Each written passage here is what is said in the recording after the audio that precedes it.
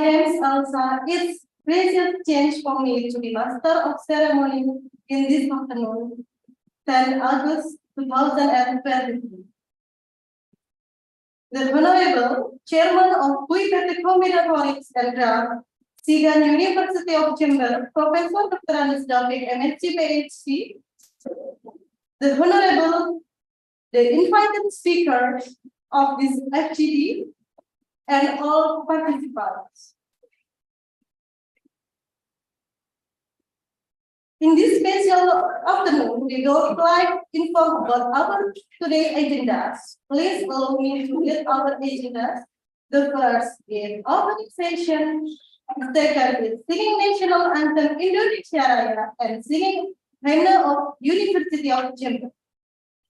The third, welcoming speech from Chairman PUI-PT Combinatorics and Craft, Sigan University of Jember. The fourth is prayer and opening. The fifth is presentation from our speakers, and the last is closing. All participants to take advantage of the time. Let's start agenda by reciting Basmalah together. Step the following agenda, singing national anthem of Indonesia Raya and hymn of University of Jember. Stand up.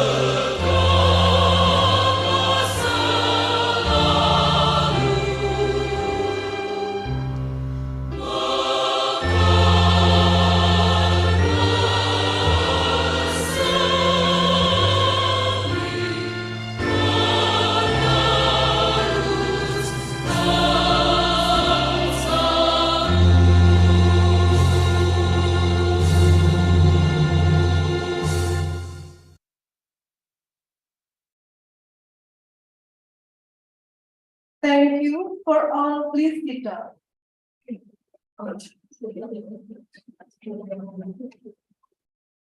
The next agenda is welcoming speech from Chairman of PUI-PT Combinatorics and Craft, University of Jember, and reading of prayers by Professor Dr. David, MSc PhD.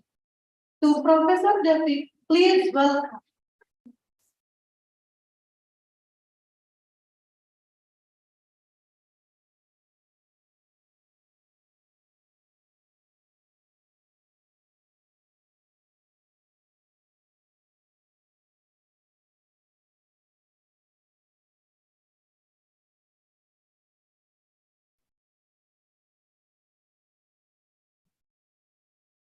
Assalamualaikum warahmatullahi wabarakatuh. Honorable senior members of PUI-PT Sigan, University of Jember, the honorable all the lecturers from this university or other university nearby University of Jember, and all the postgraduate students, either master degree and postgraduate doctoral degree, as well as undergraduate students who join this seminar or workshop on the application of graph and combinatorics theory in real life, especially in agriculture precision as well as in cryptography. By reciting Basmala, we can organize this seminar well. Also, it is so that PUI-PT combinatorics and graph theory not only dealing with the fundamental science, which is described in lemma, theorema, or conjecture, as well as we also deal with the applications of combinatoric and graph in real life. Today, we face a disruptive technology. The most technology which is disrupting our life, is IoT, Internet of Things, or artificial intelligence, augmented reality, and virtual reality. It is compulsory for us to adapt in this kind of situation. Otherwise, we will lag behind. Sigan takes the opportunity to study on this special cases, especially in line with the university vision and mission. We develop and we include artificial intelligence, which is inside machine learning, artificial neural network. In specific term, we have a graph neural networks. For nowadays and for the future research, our research aim and guideline toward on this kind of advanced technology. Therefore, I would like to thank all of you to join this session, as well as I would like to thank to all of you who already have taken some specific topic, either in undergraduate level, master level, as well as graduate PhD level, who are working on machine learning, who are working on graph neural network, which is part of the combinatorics and graph theory application. By saying this conference hope will give you a benefit for your research future, and I formally open this workshop for all of you.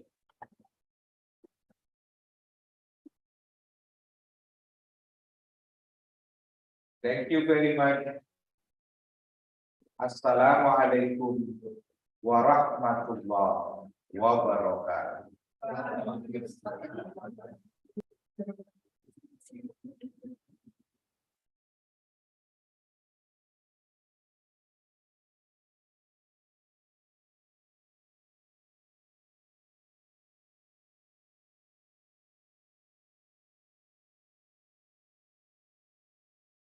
Thank you very much to Professor Jaffi.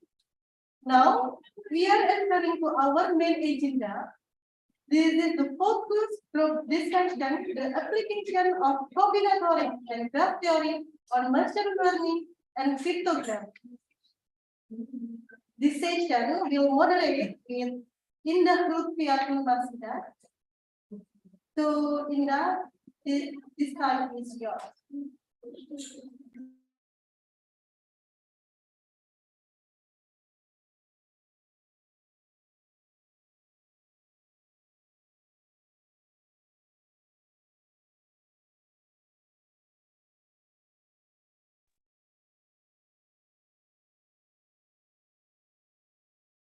Thank you for the time of my MC. Assalamualaikum warahmatullahi wabarakatuh. For me to introduce myself, I am Ida Shida, the moderator accompanying the speakers in today's focus group discussion with the theme, the application of combinatoric and graph theory on machine learning and cryptography. In this event, we have three speakers, namely Professor David MSc PhD. The second is Dr. MSc Agustin SSc MSc, and the third is Zainur Rashid Rido SPD MD. For the first session, it will be presented by Mr. Professor David MSc PhD. Before proceeding with the first topic, let me read his CV. Professor David MSc PhD is a lecturer in the mathematics education at the University of Jember. He is the chairman of PUI-PT Combinatoric and Graphs at the University of Jember. He is a highly productive professor with the highest task score at the University of Jember. All right. In the next session is the presentation by the first speaker, Professor David MSc PhD. To Professor David MSc PhD, the time is yours.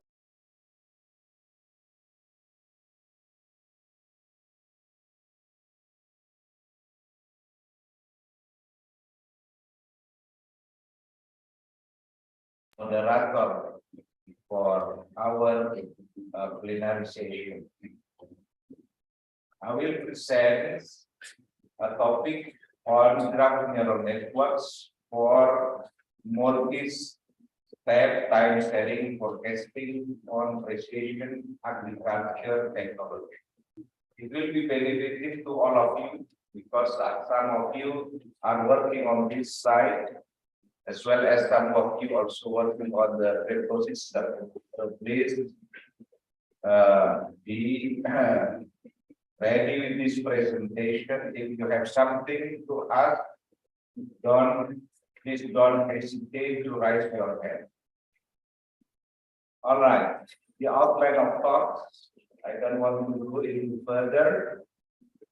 Motivation, graph neural networks is the hottest subfield in machine learning.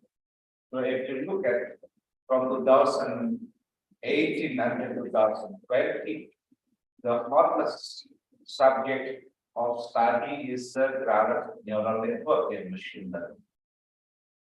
And what is graph neural network? Why do we need a graph? Actually, where can we find a graph? At that one, social network, Facebook, you have a graph. Food web, this is the food chain. If you have a look in the jungle, there are a lot of animals, sometimes lion and tiger, each eat buffalo, for example, buffalo eat the grass, as well as, then it is also a graph. Economic network, knowledge graph, even citation network, underground network. If you go to Jakarta city, now the government built underground, and if we put the underground, it is also what the graph. Yeah. Okay. Now let me give you some detail and example of a graphs that we already have here. It's already there. Yeah, okay, yeah. Sorry.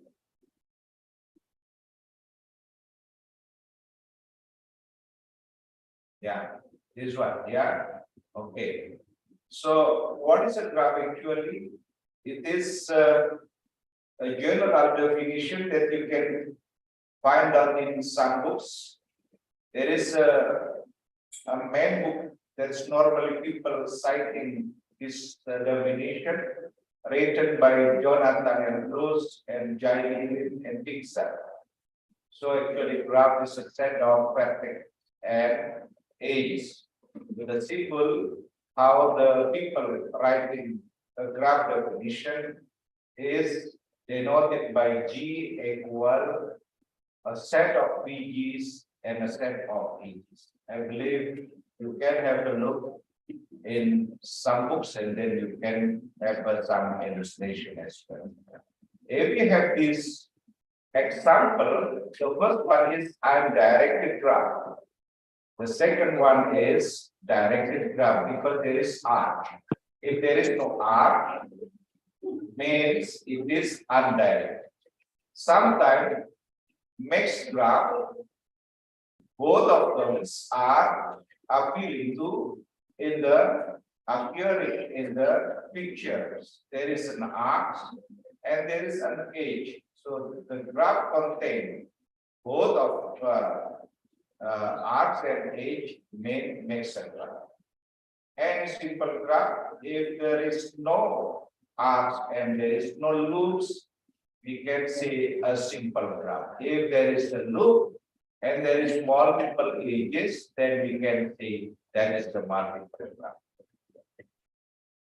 Some graph application in labeling and coloring, you have the first pictures, it is a proper graph coloring. If we have vertex adjacent to vertices, then we couldn't have a same color, then we consider it is graph color. So if you have a map, then you want to assign colors in a graph coloring theorem, especially for color theorem, then we have a map only made for color. So if you come here, red, and then this one is green, this is a blue one. Some Madurani people say this is biru, yeah, but leaf blue named biru daun. But in local vertex anti-magic colorings, they have assignment labels on the vertices and also edges. And what is the edge width? The edge width is the colors. And the local edge anti-magic colorings. So we have an edge coloring. So we assign colors into edges. So the graphs representation is very useful, especially if they have a given existent land. Then you have a farms in your yard, for example. In your village, you have a farm. And then how do we have a plantation like art? And then we just all the graph representation and embed into existing land. So we have this kind of planting line on with specific farm. So sometimes if you have a planting line on with different graph representations, you have a prison, you have a tree. And if you want to make putting the sensors into the plantation, you will just consider the number of the sensor as smaller as possible. You don't need to put sensor to whole plants, but you need only to see here to put a sensor on this vertex, because this vertex dominating this vertex. This vertex dominating this vertex. This is actually dominating set theory in the class. So let me show you how those sensors dominated each other vertex. You can see here the red one.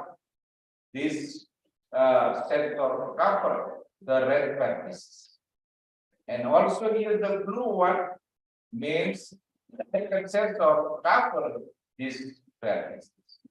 The green one, or sorry, the orange one is covered. So all those vertices are covered. Even the purple here, the sensor cover all the purple colors of the vertices. It means including in the graph theory, namely resolving dominating sets. So now we are end up with this graph neural network theory. What is graph neural network theory? Actually, graph neural network theory is part of the artificial intelligence. So if we have artificial intelligence is a main domain, in the subdomain we have machine learning. And the subdomain of machine learning we have deep learning. It means multiplier neural networks.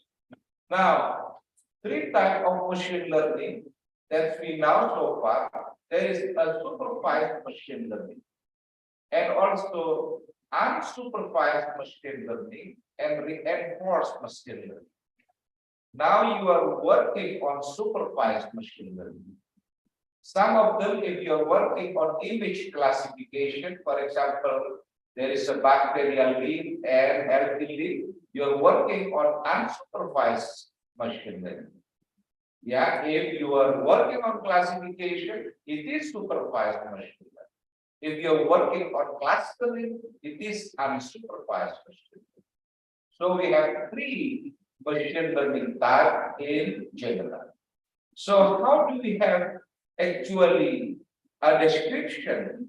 Why do we call artificial neural network? Artificial neural networks in Indonesia mean jaringan saraf kehidupan. What is copying of the human being actually? If you consider the human being brain, if you magnify, if you enlarge this kind of network, actually we have this one. If you magnify again, enlarge it, we have this one. So actually, what the single networks we can contract. The network of the human being brains, we have a dendritic, axon, and terminal.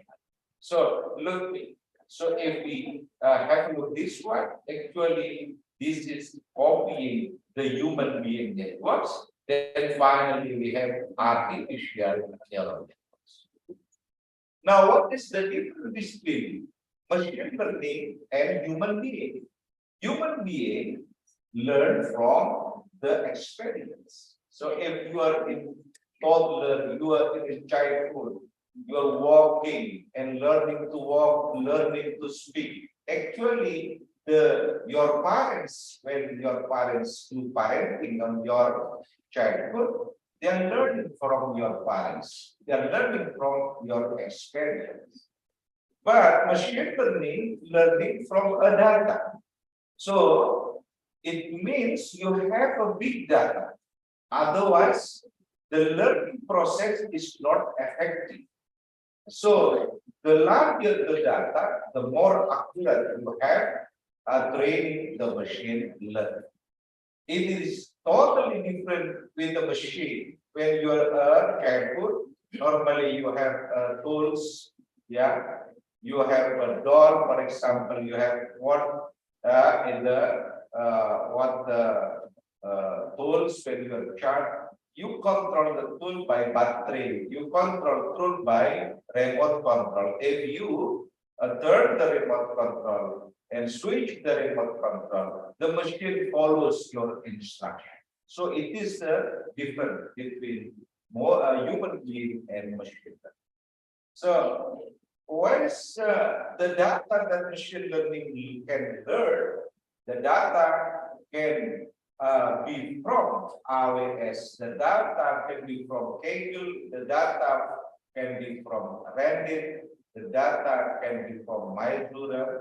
Yeah, you can have this one. I will give it to you. Yeah, and then how do machine learning actually work? So if we have classification of leaves, for example, this is unhealthy leaf, this is a healthy leaf. The leaves captured by machine, first of all, they extract the leaf into a colored space, and maybe atau grayscale or whatever, and then this transfer into a form of matrix, which is the matrix element from 1 to 256. And then the machine learning working on it. Yeah. So if we have input in machine learning and then we do CNN model, and normally CNN having a lot of layer, that's we call deep learning. Yeah. There is polling, and another polling. And there is convolutional. So that's why it is convolutional neural network. But look at here, all the input are transformed into grids, form into grid representation. So that's why when we capture image in machine learning in conventional artificial neural network, normally they transform into a grid. When the source is the speech or audio, they transform into a signal, into a path. Then machine learning can easily extract the feature and doing learning process on the feature as what is the target that we want to. But what happened in this form, it is part of an Euclidean source. What happens if we have a different thing? Look at here. This is image representation, and this is signal representation. But when we have a network as a source of the data, then conventional machine learning cannot be effectively working on that data. So that's why we need to have a graph neural network. As classical RNN toolbox became ineffective for these cases. So let me show you the definition of graph neural networks. Actually, it is introduced by Louis Warney and DLU 2020.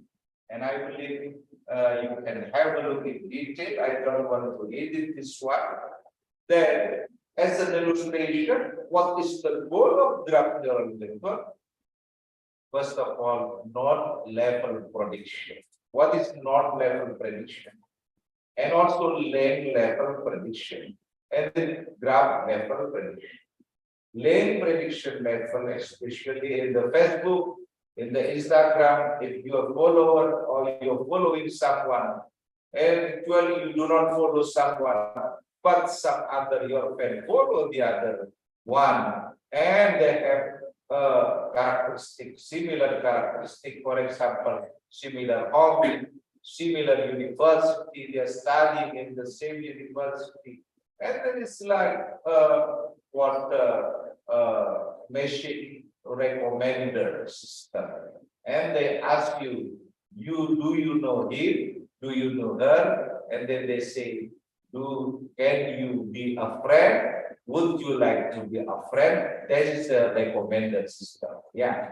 Okay, let me show you this one. I mean, this one is just a technical thing. I just want to skip this one. Yeah. Okay. Now, some extension of graph neural networks could be graph convolutional networks, graph recurrent network, and also graph attention network, graph isomorphism network, graph transformation network. You can have a look.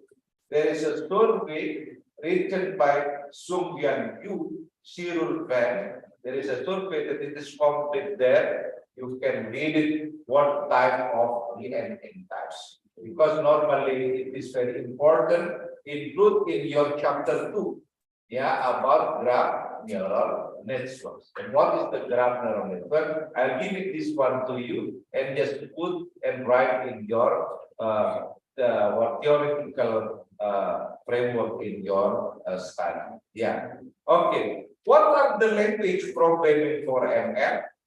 Yeah, there are a lot of one. Normally, people using Python. So in here, we also using Python or MATLAB, or R, or C, or C++, Java. But in general, we use MATLAB, Python, and R. Normally, Professor Madil, yeah, he is expert in R language, and we have Rifki here, and also some other collaborator in Sigan working on MATLAB and Python. In MATLAB, in Python, there are a lot of library. There is TensorFlow, deep graph library, stellar graph, and so on. Now, if we do with graph neural networks, actually, we can have a target on nodes level prediction or late level prediction of graph neural networks in general. But how do we do this one when a node having a features, then if with the graph of order n, the feature also n, then this is becoming high dimension. Now, we should first doing a graph embeddings or not embedding and edge embedding in this kind of system. So the efficient task of independent features, learning for machine learning with the graphs, actually we need to transform from the high dimensional features to lower dimensional feature. Even it could be only a vector after a graph embedding process. This is the graph embedding process system. If you have a graph representation, then you should put the adjacency matrix first. You should consider the adjacency matrix first, and then you transform the features per node, and then you should initialize the learnable with vector. So the goal is to encode not so that similarity in the embedding space approximate similarity in a graph. Yeah. So this is the fundamental theory of graph neural networks. Yeah. Yesterday, Pak Zaid put this kind of graph neural network in his thesis.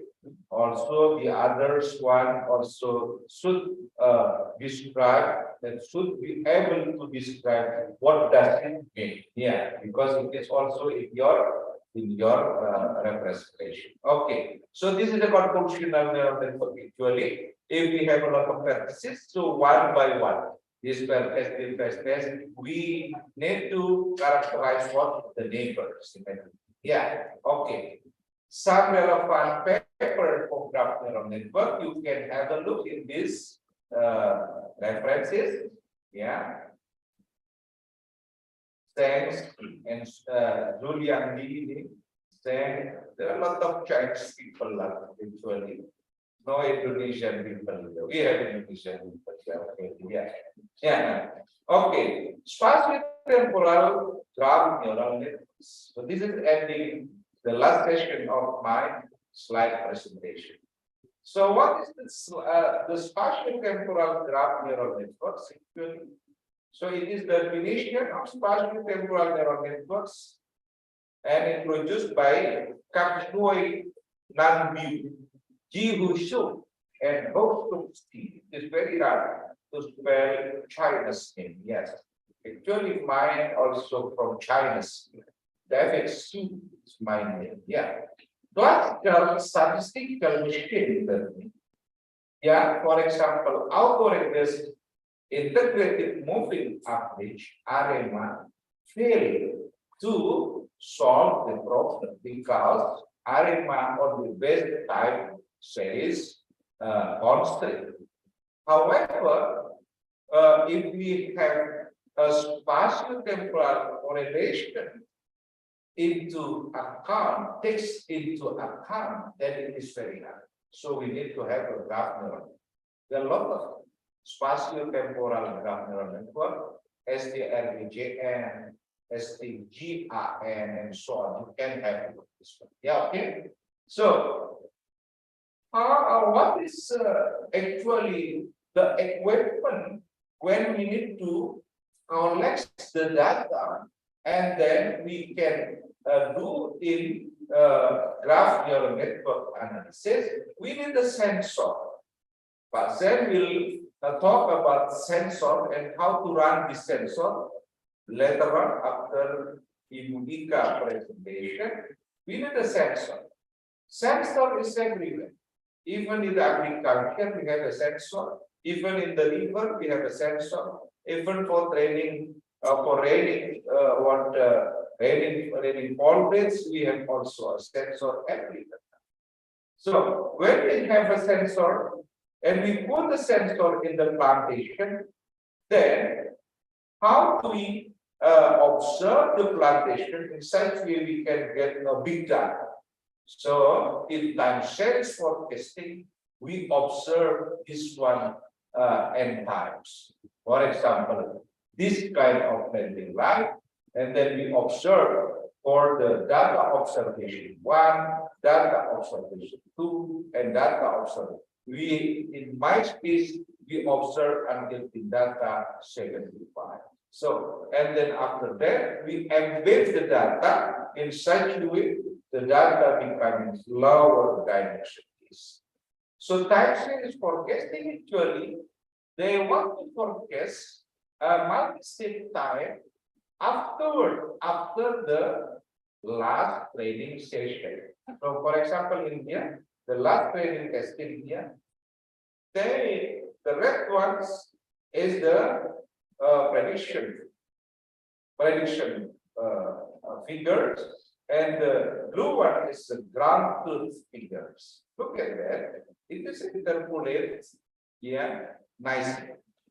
Then, if you have this one, how to predict the comings of the future, either in the short future or long future situation, that's included in the time series forecasting analysis. For example, we can have weather prediction today. We can have weather prediction for tomorrow. Can we predict the weather prediction for 1 month later? For example, yes, multi-step time sharing forecasting can do that. So all of you will go to this one. For example, in undergraduate study, there are a lot of prediction by using multi-step, time sharing forecasting. So we have our actually lot of survey on time series forecasting. The first one, 59, so actually it is Indonesian. It is my son, yes, now studying in Australia. They already published in a survey about graph of life component in IEEE computational intelligence.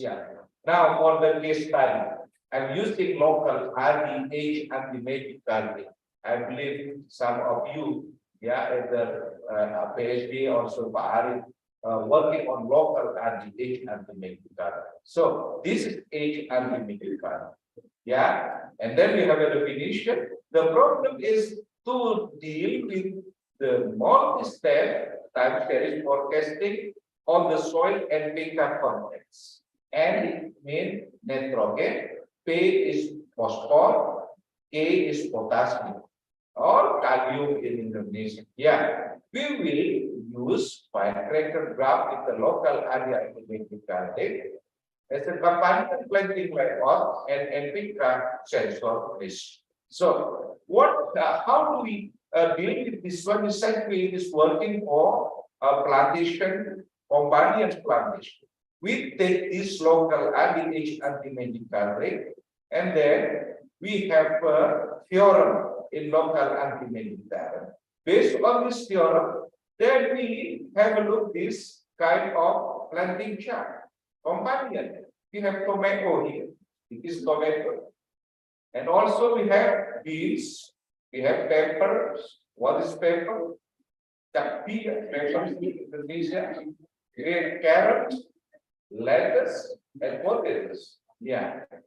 Okay. Yeah, okay. Now we have this kind of planting like that. Yeah. And then how do we call this one? In such a way, the planting layout fit into a companion plantation. Yeah. Then we have this one. So means 25, 25. This is the companion type of plantation. For example, carrot. 29, for example, we plant peppers. And then 25 again carrot. 29 pepper. 25. How many plantation then? Yeah, we have 1, 2, 3. The 31 is simple, and we have 27. And finally, we have this kind of thing. So how do we put sensor? In this one, we put sensor. We put sensor. Put sensor. Only need 4 sensors. If you do not use a local value, then you do not know, the farmer do not know how many sensors they need about this one. We need 4 sensors. Sensor under cell technology will send the data to mobile phone by using things or things. Then the data, how do we send data from the sensor? Of course, there is a prototype here. Then we will talk about this one. How do we send? So put sensor somewhere here. This is a solar sensor. Even there is no electricity, there is no electricity in the farms because a solar sensor will capture the data. Then we can have a look. We can see the data in the mobile phone. Yeah, from the mobile phone we can data. We observe the data until 70. So what our programming based on this single layer and an algorithm. We have algorithm here. We have algorithm and we have observation about how this algorithm working on a lot of things on the mathematical side. I will give you a letter in detail if we have a discussion what this does it mean. But we need to have an architectural neural networks. Yeah. So architectural means this is the input section. This is the hidden layers. Each hidden layers contains 4 nodes, 6 nodes and 6 nodes. Then we have architecture and 4 stages. When we have this one, and we have algorithm, and then we write the code, and then either at Python or in Math. So the court will read the data with have a distribution of the data. If time observation having, for example, 7 week or 3 week years, and then we have 23 plantation, and we have 75 observation. You can have a look 3 times 75 times 20. It is a big data, more than a data. And by using GIF, it is very easy to have a look. It is in Python. So we transform the local HRT image into graph representation, and there is a graph plot adjacent. And finally, by running this programming, if you are lucky, maybe the data simulation will take like 1 hour or 1 day, even 1 week. Sometimes it is not working well. So you need to have this kind of simulation. Look at that. This is the distribution. Nitrogen content for 23 plantation. Yeah. NPK content. Phosphor content and potassium is kind. Yeah.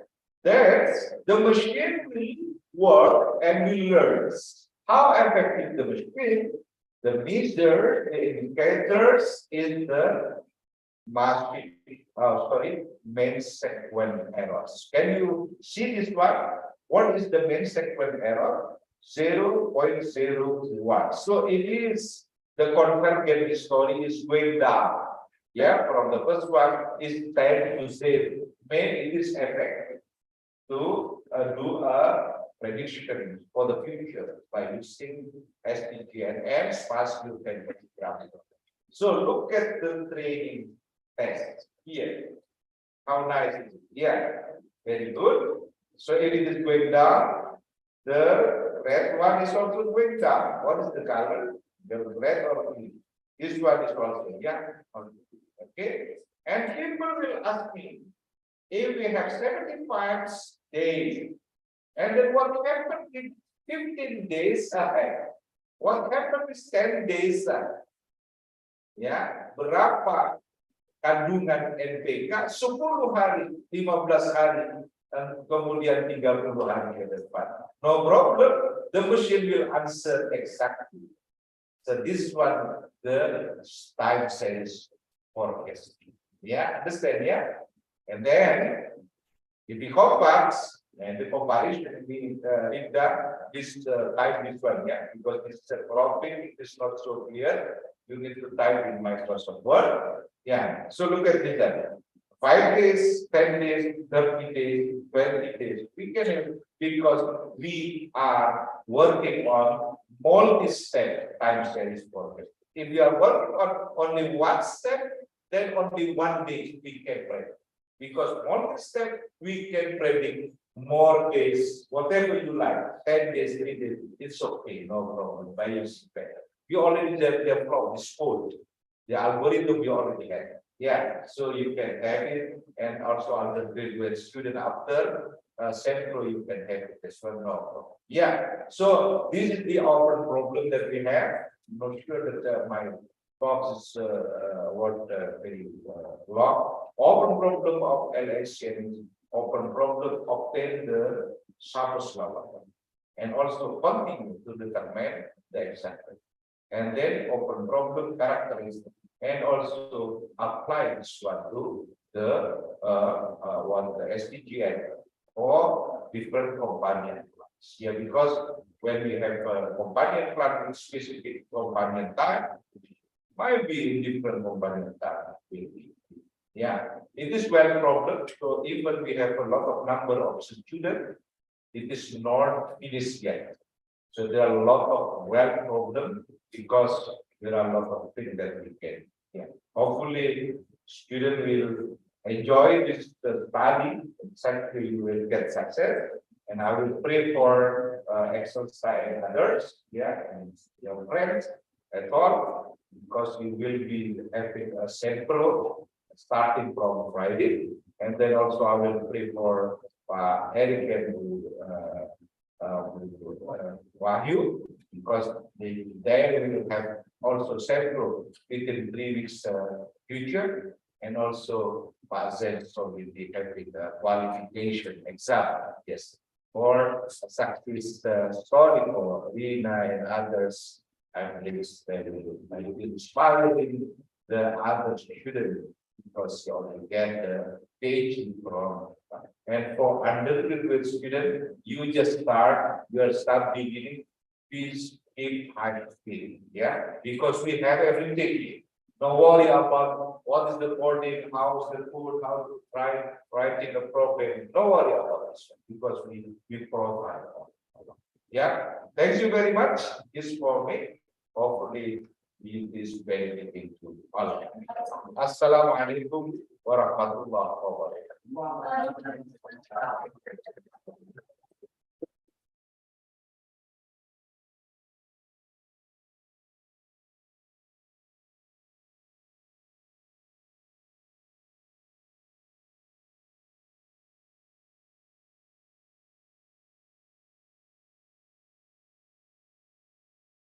Thank you very much. For the next session is the Q&A session.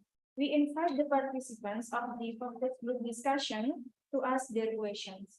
To all participants, the time is yours.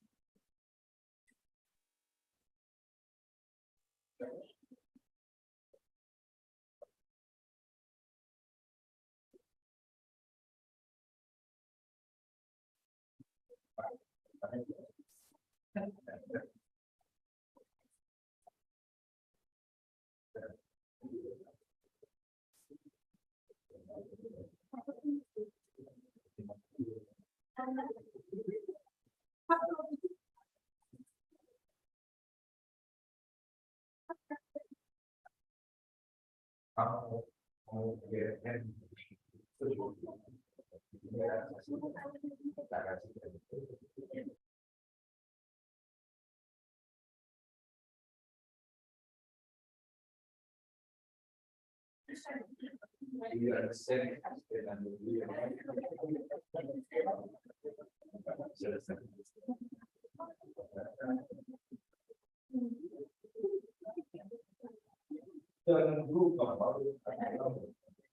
Yeah, and some second conclusion. To Excelsa, please give quotations.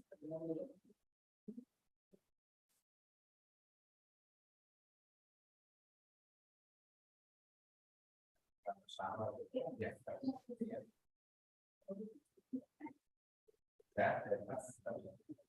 Okay. Yeah, okay. If you don't have a question, then I will give the slide presentation. Yeah, so this here, I believe you will just, yeah. Okay. Thank you very much. Langsung.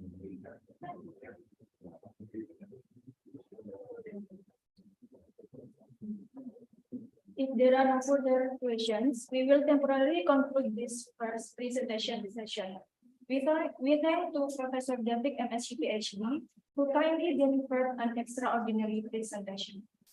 Now, let's proceed the second presentation, which will be presented by Dr. Ika Hesti Agustin, SSC MSc. Before we move on to her presentation, allow me to read her CV. She pursued her bachelor's in mathematics at Jember University, her master's degree at 10 November Institute of Technology, and her PhD at Erlangga University.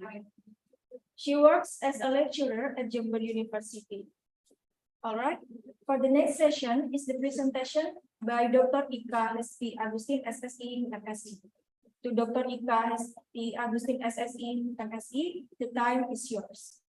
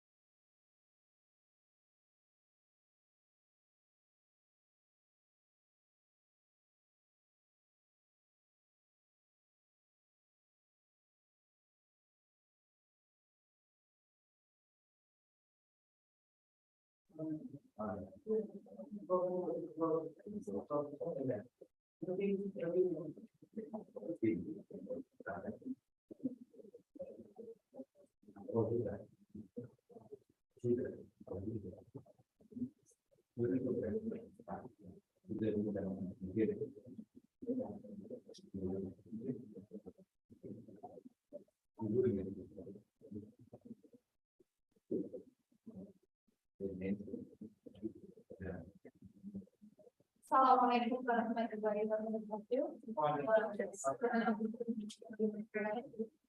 Good afternoon, everyone. Thank you for your willingness to take part in focus group discussion this afternoon.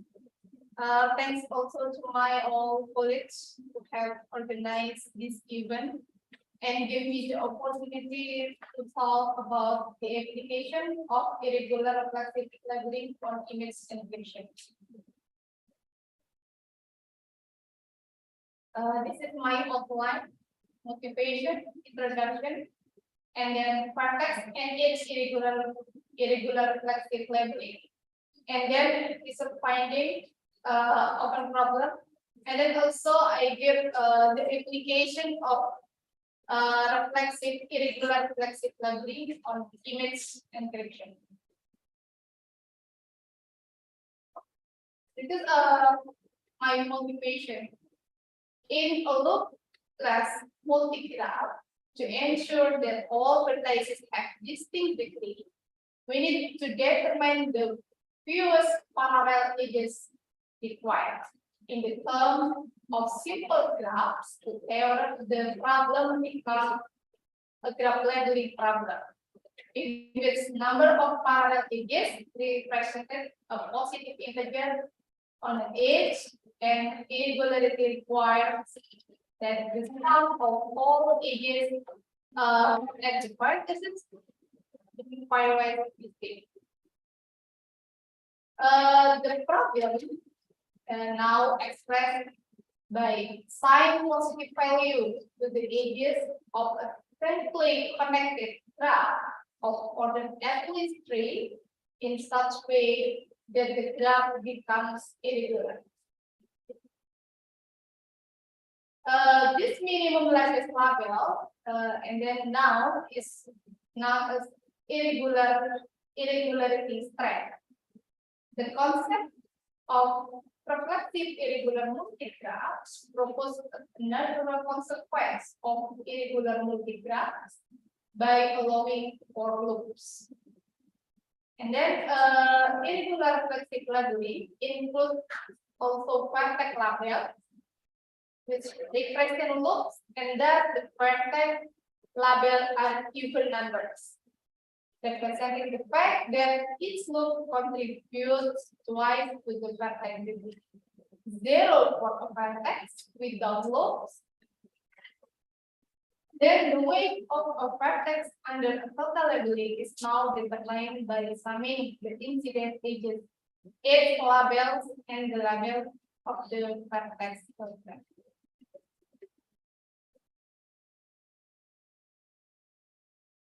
This is the illustration of irregular labeling.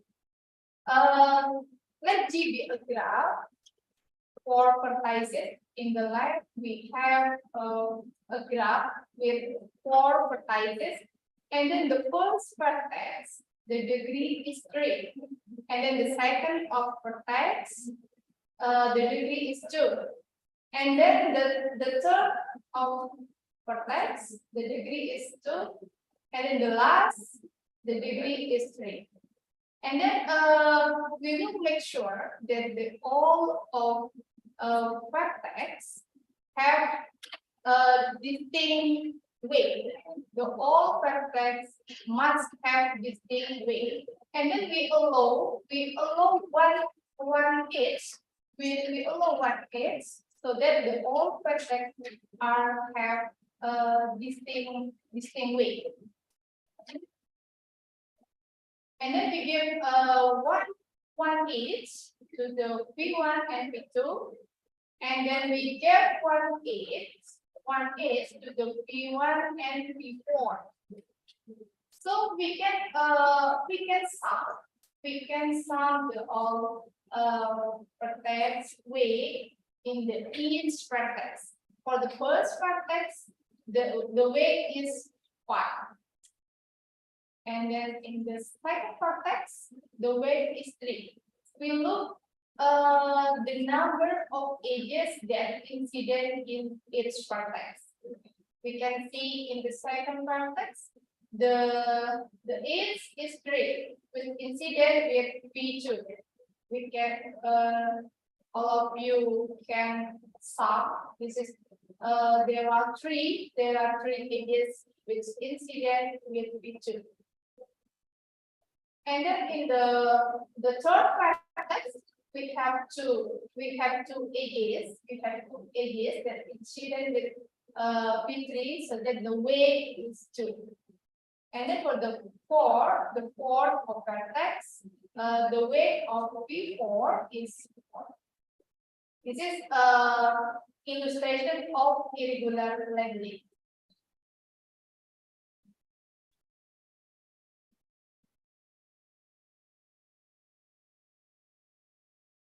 And then from irregular labeling, we can expand to the irregular reflexive labeling. With the same graph, with its degree of P1 is 3 and the degree of P2 is 2, degree of P3 is 2 and degree of P4 is 3. And then we allow loops and we allow parallel edges. And then we can add 1 edges to P3 to P4. And then we can add 1 loop to P3. And then we can sum the all edges which incident in its vertex. In the P1, there are 3 edges with incident with P1, so the weight is 3. And then in the second vertex, the weight is 2. And then for the third vertex, the sum of the number of edges, we can sum. This is 1, 2, 3, and loop we can add twice. So that loop is 2, 3, 4, 5. The weight of P3 is 5. And the fourth of P4 is the weight is 4. Based on the definition of irregular reflexive labeling, the vertex with the loop we can give label 0, and then the vertex with loop we can label with 2. This is the illustration of irregular reflexive labeling. This is the definition of total K irregular labeling. It's proposed by Bata et al. In 2007. All graphs in this paper are finite, simple, and connected. The K labeling of graph is an assignment from numbers 1, 2, 3 up to K and to the element of graph. Let K be a natural number of a function from the vertex set and union its set to the 1, 2, 3 up to K is called total K irregular labeling. And then Bata et al. In the same year give a definition. A total labeling P under the function the vertex set union its set to the 1, 2, 3 up to K is called vertex irregular total K labeling of graph G if the vertex weight distinct for every 2 different vertices. The all vertex weights are distinct. The minimum K for which graph G has a vertex irregular total variably is called total vertex irregularity strength, denoted by TVSG. This is the types of irregular K labeling: vertex irregular K labeling, its irregular K labeling, and then vertex irregular total K labeling, its irregular total K labeling, total irregular total K labeling, its irregular vertex K labeling, and then its irregular its K labeling, and the last is its irregular total K labeling. So all types are irregular K labeling. This is the illustration of total vertex irregularity strength of one graph. 17. We can give label to all vertex and to all edges, so that the all weight in the each vertex are different. The all vertex weight are different. This is total vertex irregularity strength of one graph is 17 vertex.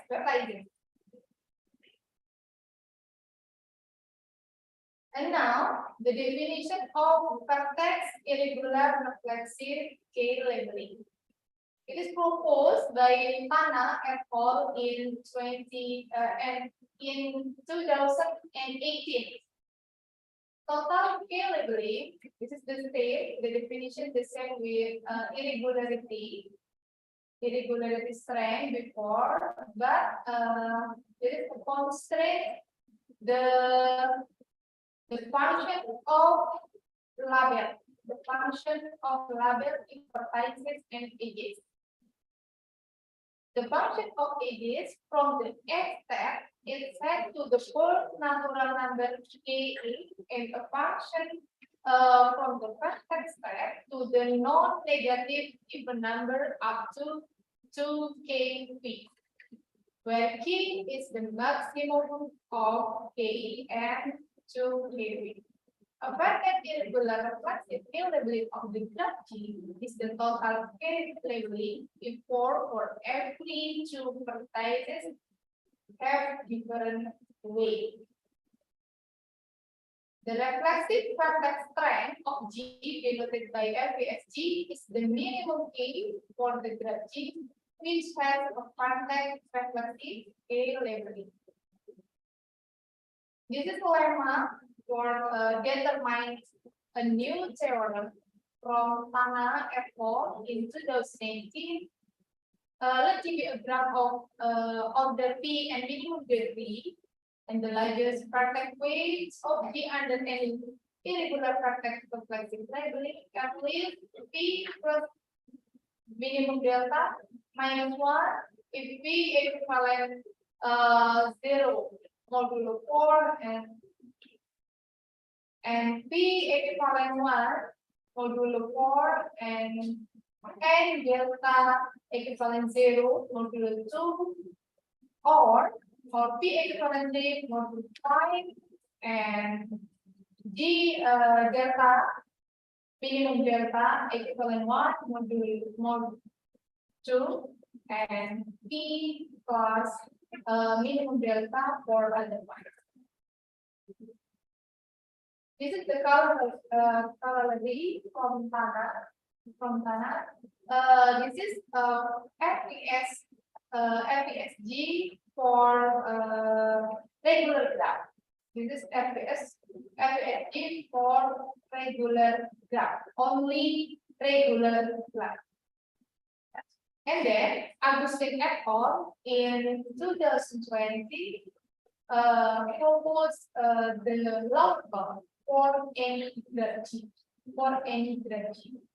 FVSG greater than and equal to select P plus minimum delta minus 1 over maximum delta plus 1. This is a new a new lower bound from Agustin et al. In 2020. This is the illustration of vertex irregular K-labeling in complete graph. In complete graph of order A, we can see the label of vertex 0, 2, only 0 and 2, because the vertex label must be even number, and then the age label from 1 to 3 up to K, so that we can see the all weight in each vertex are different. This is 7, 8, 9, 10, 12, 13, 14, and then the last is 15. The all are the same. This is the definition of its irregular flexible labeling. It is definition in its maybe the same for the function is the same, for ages and vertices is the same, and then the constraint only in ages, the different with vertex. Its irregular reflexive labeling have the condition every 2 different ages, H1, H2, and Y1, Y2 of G satisfy the weight of ages are different. And then the small value of K for Winston labeling is called the reflexive K strength of the graph G, denoted by RESG, RESG. This is the lower bound of RESG from Berger et al. In 2017. Lower bound of its irregular reflexive K-labeling. This is the illustration for the reflexive K strength of generalized subdivided star. We have one graph subdivided star, and then we give label the vertex are labeled with even numbers from 0, and then the age label from natural number from 1 up to this is the biggest label in ages are 7. Okay, this is the illustration of reflexive age strength.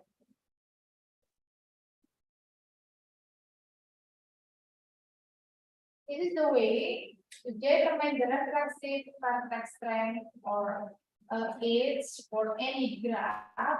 It is considered to be hard problem. Suppose we give a vertex for its irregular reflexive K-labeling. How are we convinced whether the vertex for its irregular reflexive graph is a minimum? We have 4 problems. The first is what is the sample lower and upper bound of the reflexive vertex or its strength? And the second problem, what is the exact value of the reflexive vertex strength of its special graphs? And the third problem, can we characterize the reflexive vertex or its strength for any family's graph? And then the fourth problem, can we construct the vertex for its irregular reflexive by using the vertex irregular?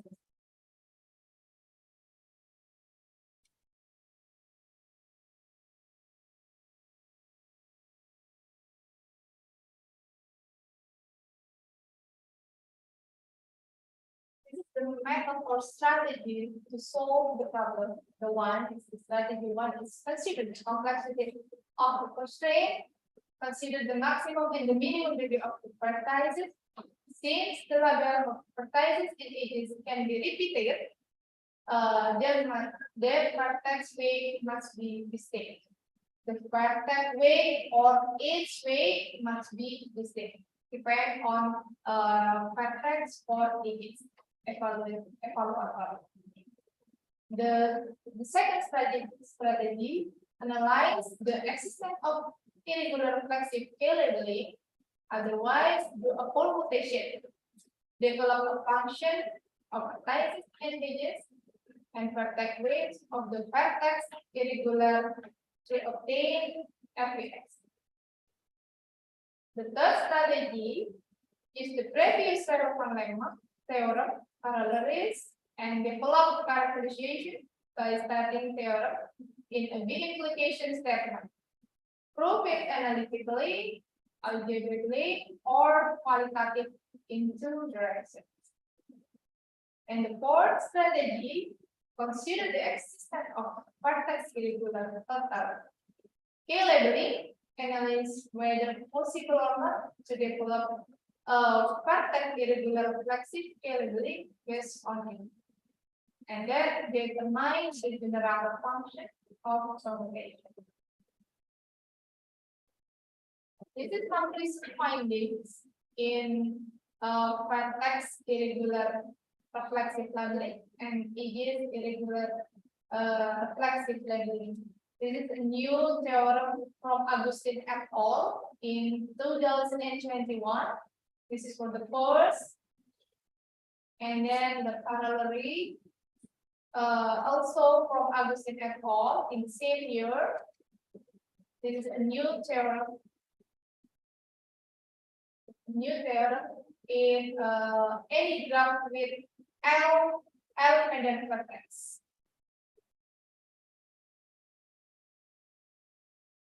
This is theorem 2, theorem 3, and theorem 4. This is the for FPSD in any graphs, and it is published in Scopus Journal from Agustin et al. In 2020.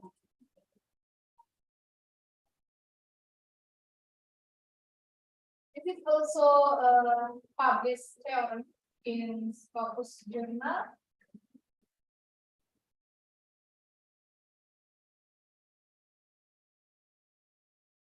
And then how we prove the proving technique, how to prove the obtained theorem. We use the combination of qualitative and algebraic approach. For the first, obtain cardinality of graphs, determine the order, size, and maximum degree, and then determine the lower bound, and then determine the upper bound, and then determine the vertex, and then determine the FPST, determine the reflexive vertex, or determine the reflexive its strength. Then we give some illustration of this theorem.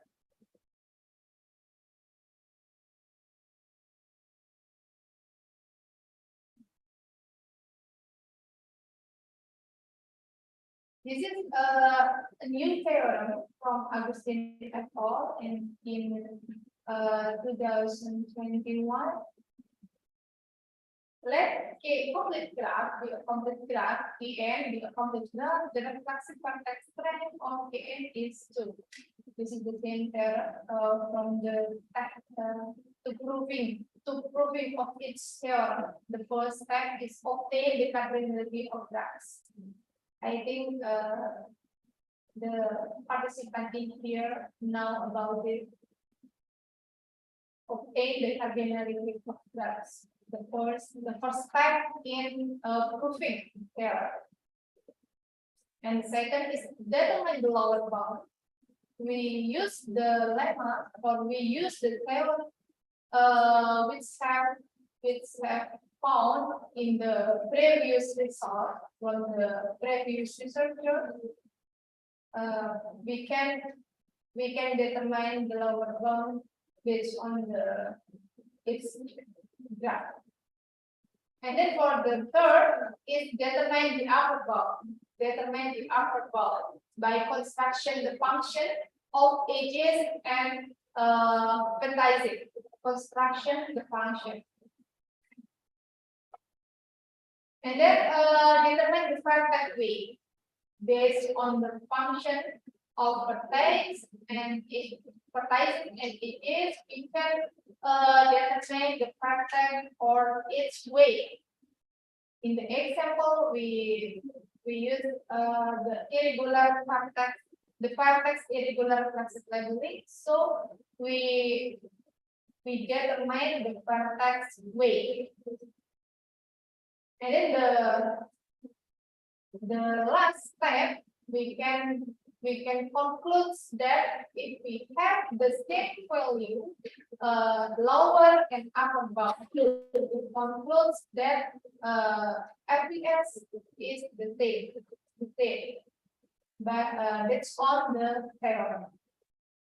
In this case, we determine the FPS of complete graph in equal to FPS PN greater than and equal to, and the FPS of complete graph less than and equal to. So it concludes that the FPS of complete graph is different.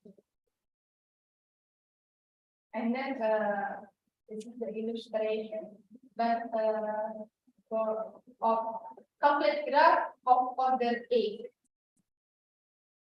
This is some new theorems in its irregular reflexive A labeling. It's irregular reflexive A labeling. This theorem, the all new theorem have been published in Scopus Journal earlier. And then I will share biometric image encryption. This is case study of irregular reflexive labeling.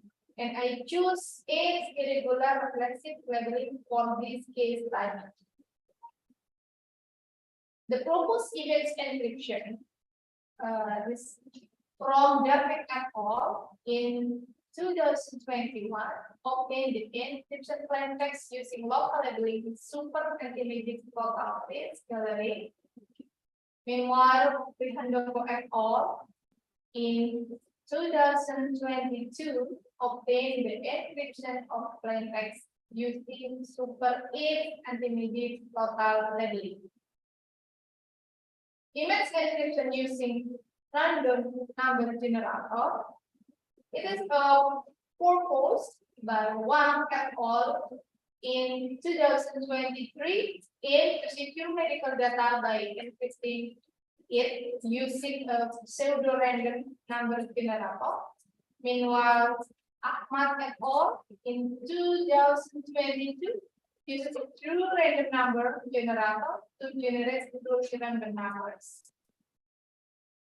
And then image encryption by using the C-pro transformation, and this is conducted by Kim et al.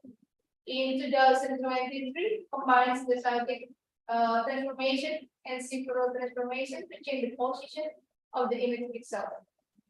Then while Chai et al. In 2022 using A-space encryption methods of the C-pro transformation to encrypt images.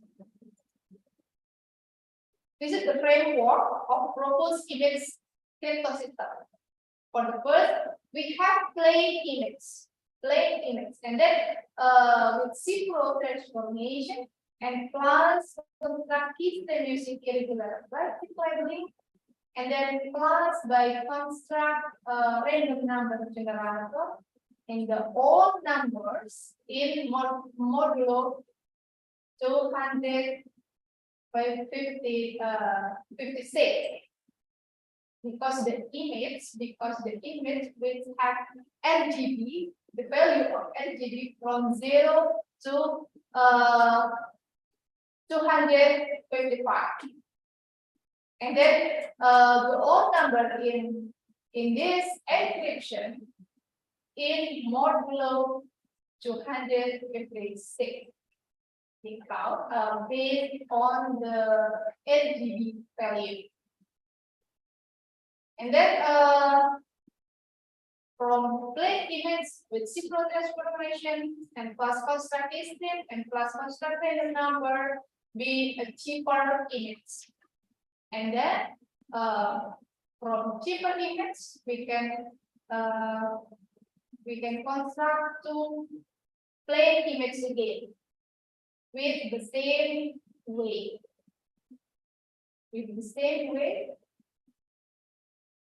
From string of irregular labeling minus minus load from the cheaper image minus load random number generator and then minus load string of irregular labeling and then minus simple transformation and then go back to it will be go back to plain image.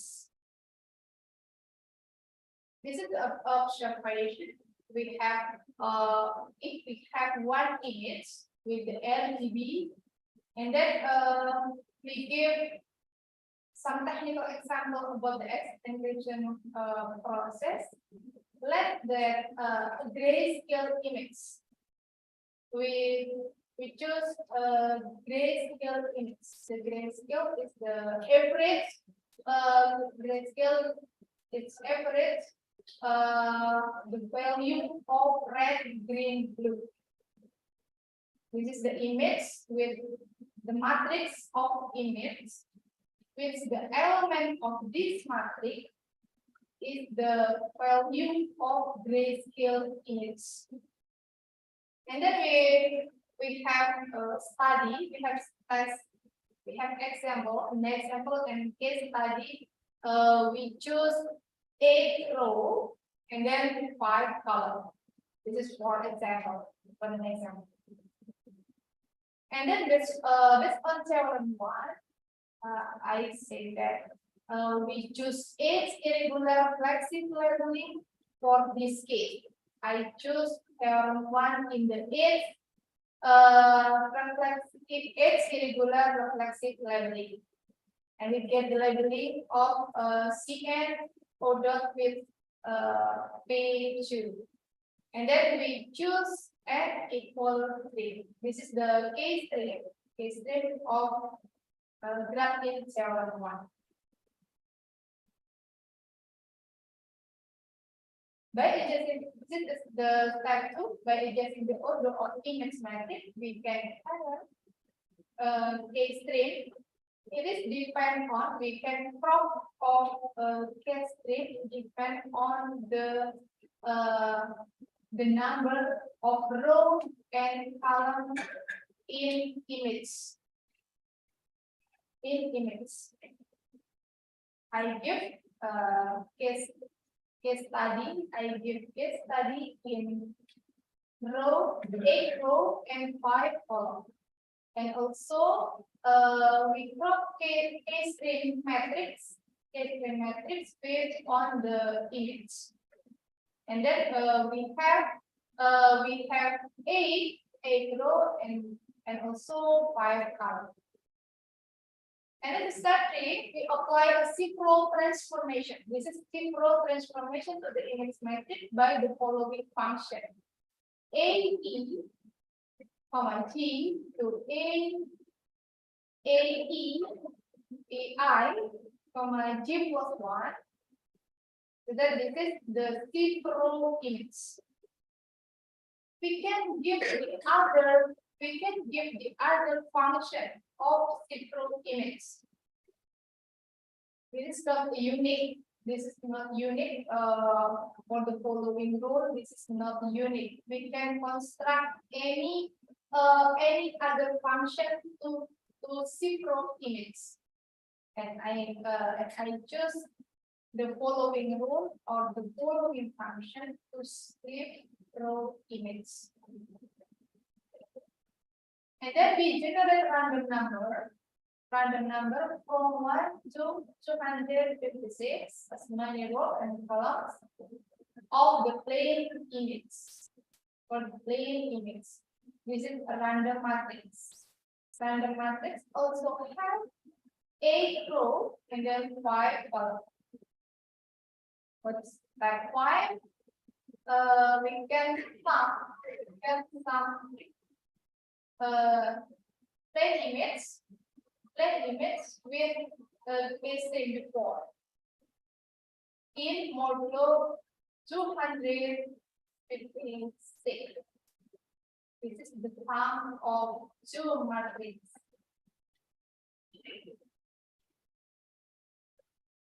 And then we in the step 6, we have encryption image, a encryption image plus random, R is random matrix. It is only sum of 2 matrices. This is the result of Proposed image critical system. And fourth is plane image. The second using label, labeling in theorem 1 and plus B plus C. And then for the third is using control graph. And then Cipro and random. And then for the fourth is using only step B and C, and then the E using A and C, and then for the last using A plus B. This is the histogram analysis. This is channel 1, channel 3, channel 2, and channel red, green, blue.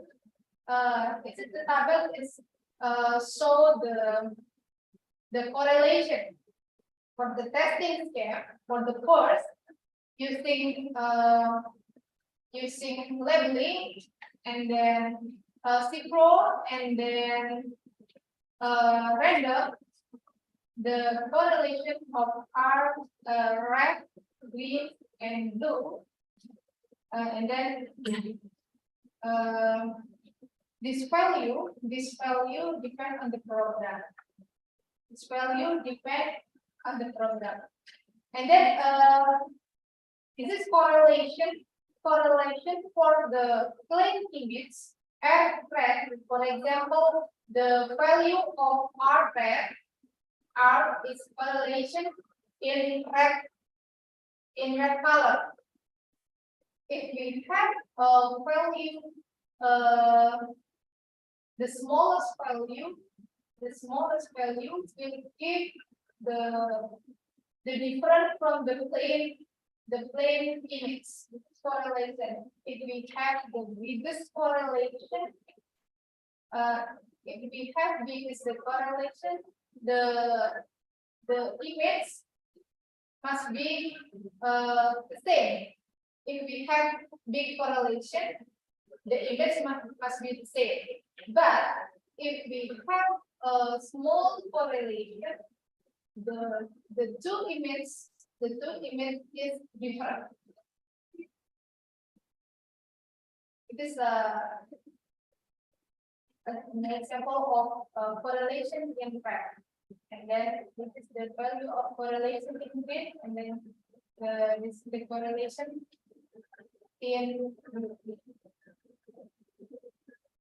And then this is the same value, the testing scale without labeling and with labeling. From the result, I think if we have one theorem, the encryption must be strong. The encryption must be strong. It will be strong with labeling. So it is a widely open problem to have complexity prefix string or to have complexity string. Maybe with other theorem or with other result will give the value must be better. This is widely open problem. I think this is the reference. That's all my call. Thank you. Assalamualaikum warahmatullahi wabarakatuh.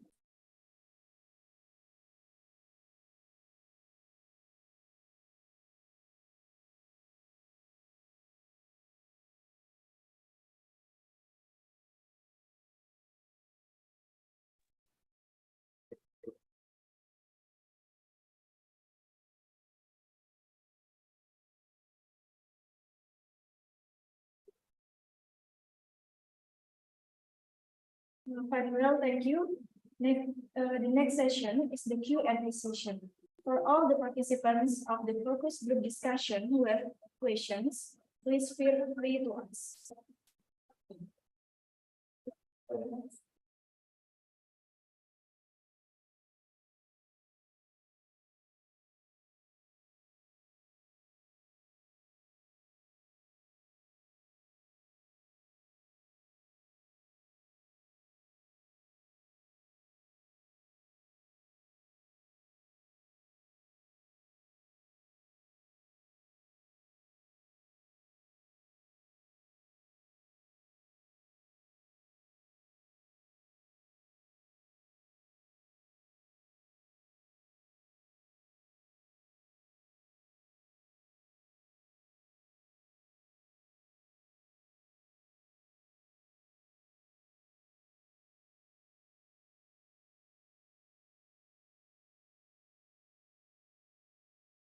Back to some slide, which is the consisting table, some table of performance here.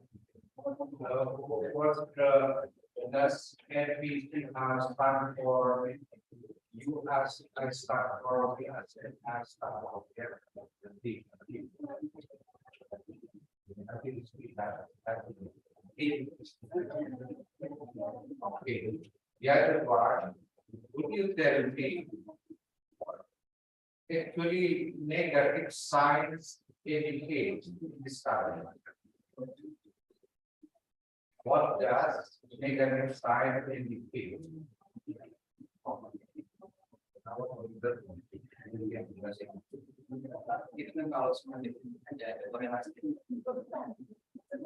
Yeah, you have to be I think what does it mean? And NPCR, I believe, is this correlation. Yeah, because 99. What about negative 0? 0. Is it wrong? What?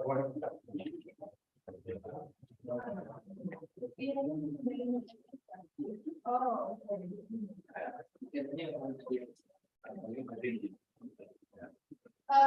the correlation of the color is integers from negative 0 and then positive integer. So the smaller value will give the smaller correlation. And then if we have smaller correlation, the two images which combined, is different. The smaller correlation, the image will be different. So actually, when you say the image are not the same, it is comparing from plain image and cipher image. Yeah.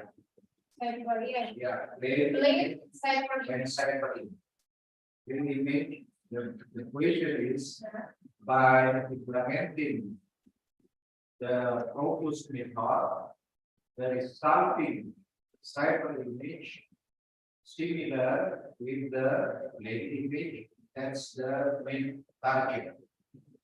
But yeah, what is similar or not exactly the same, because only 90, they are not 100%, so you can see the same. It's similar, indicated by the accreditation score 99% or something. So I believe it is NPCR. Yeah, NPCR. NPCR. NPCR is The number of pixels. the main indicator. The main indicator. Yeah. What do you think? What's the key? NPCR. PCR.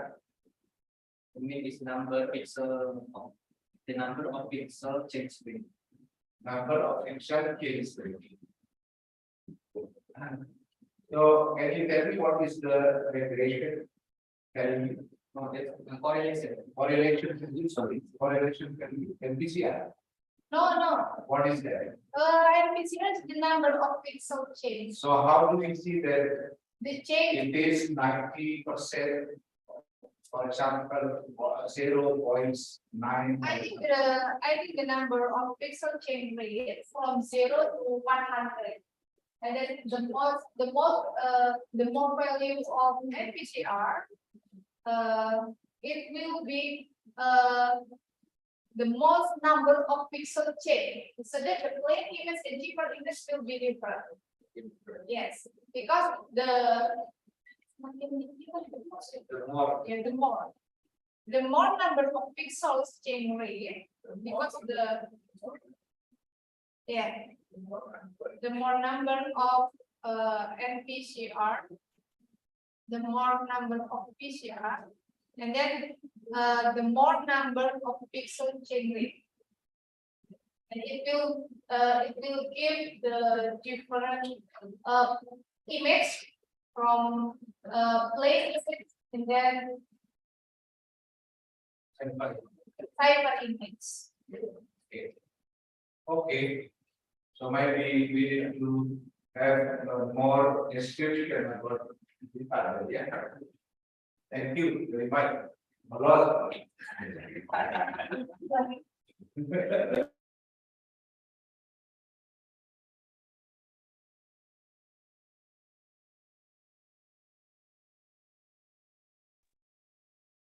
Okay, thank you for the explanation.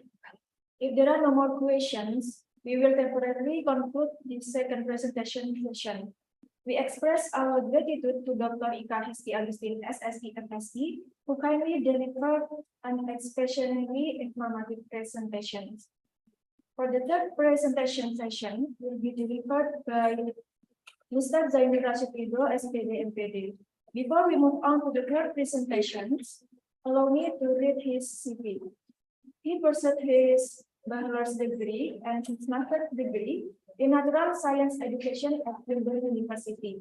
And now he is currently pursuing his PhD in science education. He is a lecturer in the natural science education program at Wilber University. All right, for the next session is the presentation by the third speaker, Mr. Zainul Rashid Ridho, SPD MPD. To Mr. Zainul Rashid Ridho, SPD, the time is yours.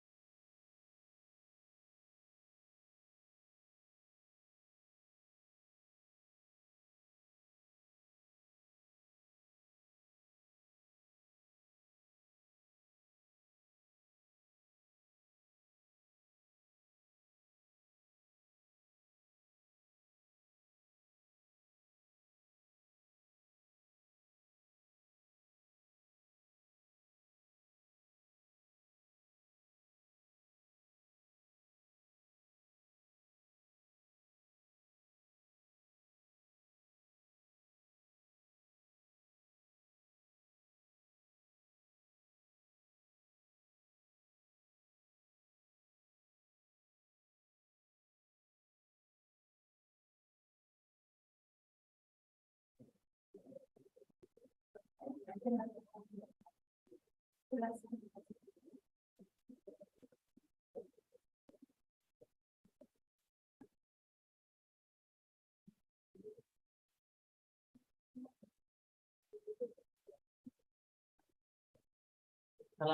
warahmatullahi wabarakatuh.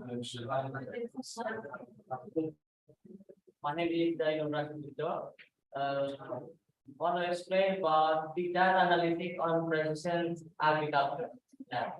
My focus of presentation is about the first one is big data, second one is the historical review of precision agriculture, and the integration of information and technology by using sensor, and we have term. The first one is WSN, wireless smart network. Second one is PAS, precision agriculture.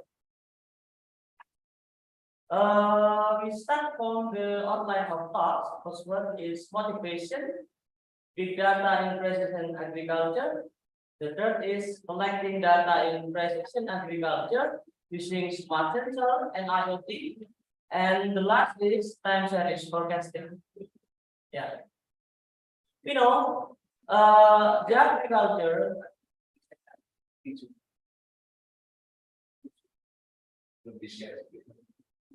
Yang bisa saya masih ditampilkan.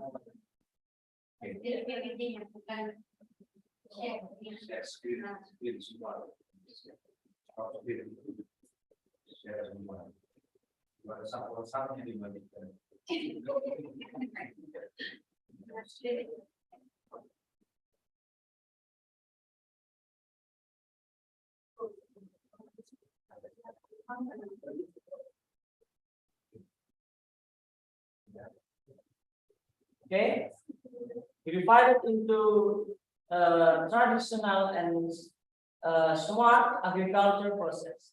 In traditional agriculture, we start from crop selection. This one is the first step in traditional agriculture.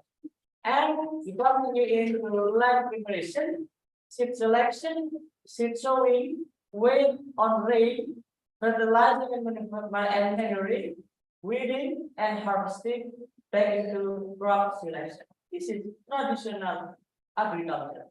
But if we integrate some Internet of Things as technology, we have a modification in the step in traditional agriculture, because the Internet of Things make the farmer more efficient to production and the harvesting process. After we have result, yeah, we continue to analyze the step. Analysis step divided into two parts.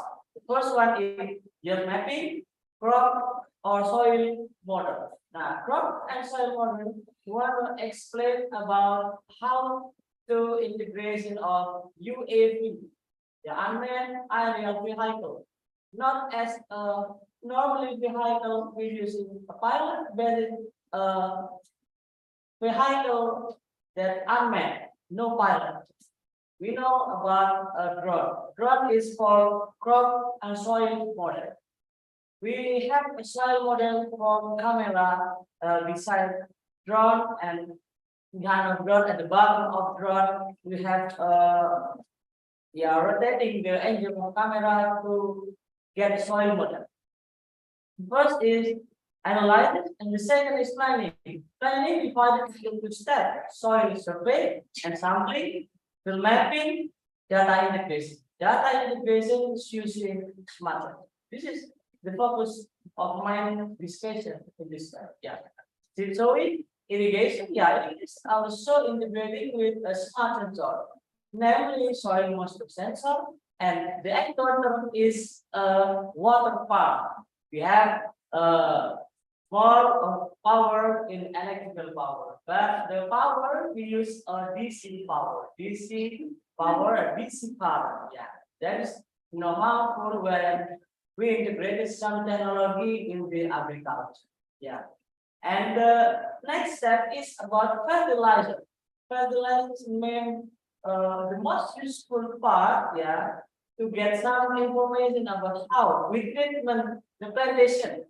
If fertilizer is more than the threshold value, yes, the color of what is leaf, yeah, is the dark, the green dark, yeah. There's no information about the leaf is not healthy. We start from present agricultural survey. More move toward decision agriculture. This survey start from 1997 until 2022. Divided into some parameter in PA, precision agriculture, the grid also soil sampling, the yield monitor and other data analysis. Yeah, two part start from 1997.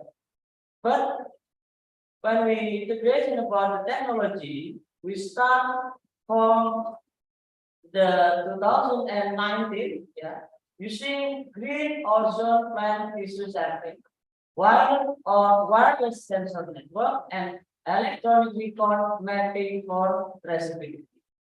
Yeah. The three last part is about integration of technology using smart sensor and UAV. Data science agriculture.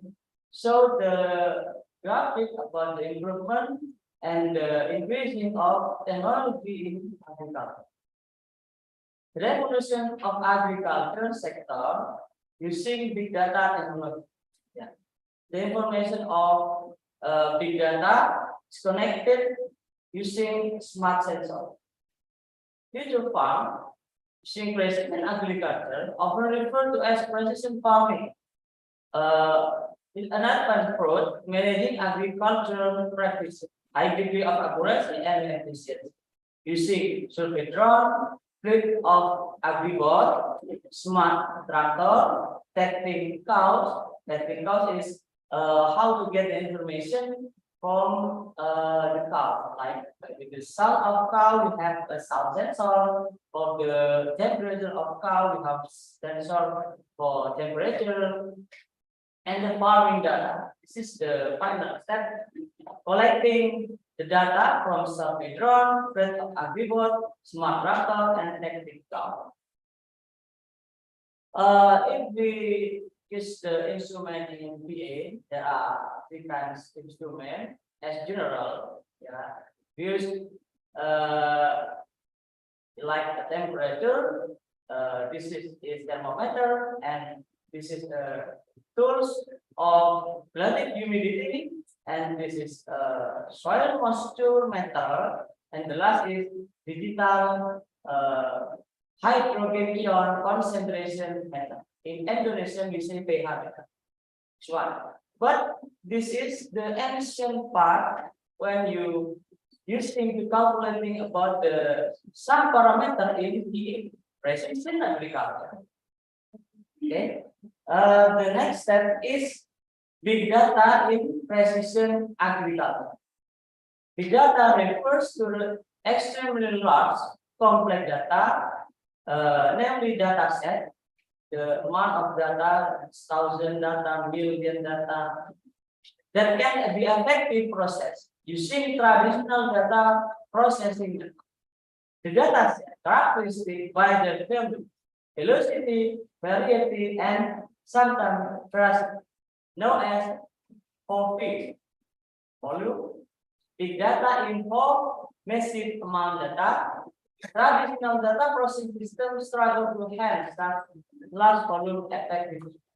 Velocity. By using smart sensor, we get one uploading data, one data in once. Imagine if we have 1 hour, how many data? How many data if we have 1 hour? 3,000 and 800 data. It's a lot of data. In 1 hour, what about in 1 month, 1 year, 10 years? Yeah. This is about the volume and velocity of data. Very data comes from this format structure. The types of data including structured data from the database. You know, as a center of database is about Eagle, from data.id maybe, that is a lot of variety of data, XML, XLS, and unstructured data like text, image, or video. Veracity, this refers to the quality and reliability of the data. For big data, may import data from source with value level, accuracy, and trustworthiness. But we need cleaning of data to get the more effective data. Lot of parameters in BA. If I say BA is talking about precision agriculture. A lot of data in BA, but I explained only 5 parameters in BA. The first is temperature, using Celsius as unit, and next is relative humidity, content of the water level in air. The unit is percent, and soil moisture is percent. The unit is percent, and concentration of ion hydrogen. We have a numerical scale from 1 until 14. And soil nutrient, nitrogen, phosphorus, and kalium. Okay, collecting data in precision agriculture. We have a sensor that connected into wireless. We say WSN. This is wireless sensor network. Wireless sensor network consists of the 3 parts. 3 main important parts. The first part is power source. This is a problem while using smart sensor with place is far from the power station. This is a problem in power source. The second is microcontroller. This is a small microprocessor using Arduino. Because Arduino is low cost and effectively a microcontroller that consists of external memory only 4 megabytes, right? Enough because the memory external in microcontroller is using for data transmitting and coding in Arduino IDE, not to store all of data. We use cloud system technology, namely ThinkSpeak. The next slide, I will explain about ThinkSpeak and the application of ThinkSpeak. Okay, in microcontroller, there are 2 parts. Yeah, the first one is analog. Analog signal is a read signal using binary. Binary data is 0 and 1. Okay, the total of data that 100% of data collected from analog is 1 until 1023. This is the data. If we calibrate the soil moisture sensor, we use the formulation, the read data from the soil moisture sensor divided into 1023 times with 100%. This is formulation how we calibrate the data from soil moisture to get the calibration of soil moisture sensor. Okay, the third is analog digital converter. Analog digital converter is if we convert the data from the digital, using the analog digital converter to get the real value of data from the sensor. Okay. Back to the information of wireless sensor network. A wireless sensor network is the distributed network of relatively small, lightweight and wireless. They are equipped by sensor. This is information from Kang and David Bass in 2013. Sensor nodes are basic building block of the WSN. That's in line with the presentation of Professor David with the information about how we use the graph theory integration with the smart sensor to place smart sensor as minimum as effective place of smart sensor. Minimum sensor, namely the effective sensor. A typical node is composed of a transceiver sensor, external memory, and power source. We have a power source, but using wireless network can have a minimum power source. That process of communicates spatial and temporal variable of interest. Such nodes are deployed in area of interest to work together. The sensor in the planning farm can work together for environmental or system monitoring. The system monitoring is using a computer laptop or this smartphone. This is the kind of WS, wireless sensor network. This is a mainly a term wireless sensor network. And what about the power source? The power source is part of the wireless sensor network. This one, this power source. Power is required for WSN device on the various operation. Yeah, if we have a smartphone, you know, the capacity of the various smartphone is 5,000 milliampere hour. Yeah. If you use this battery pack, we get 100,000 milliampere hour. It's 2 times bigger than my smartphone. Yeah, it's like a laptop battery. And what about if we the voltage, the power of sensor network as power source is decreasing? No problem. We can use this one, unlimited power from the sun. Yeah. This is about solar panel system. Yeah. The solar panel system can integrate with the battery. Because the battery are one of the most straightforward power source for wireless sensor. I have a question for my student. How if we try forward connected from sensor to the solar panel?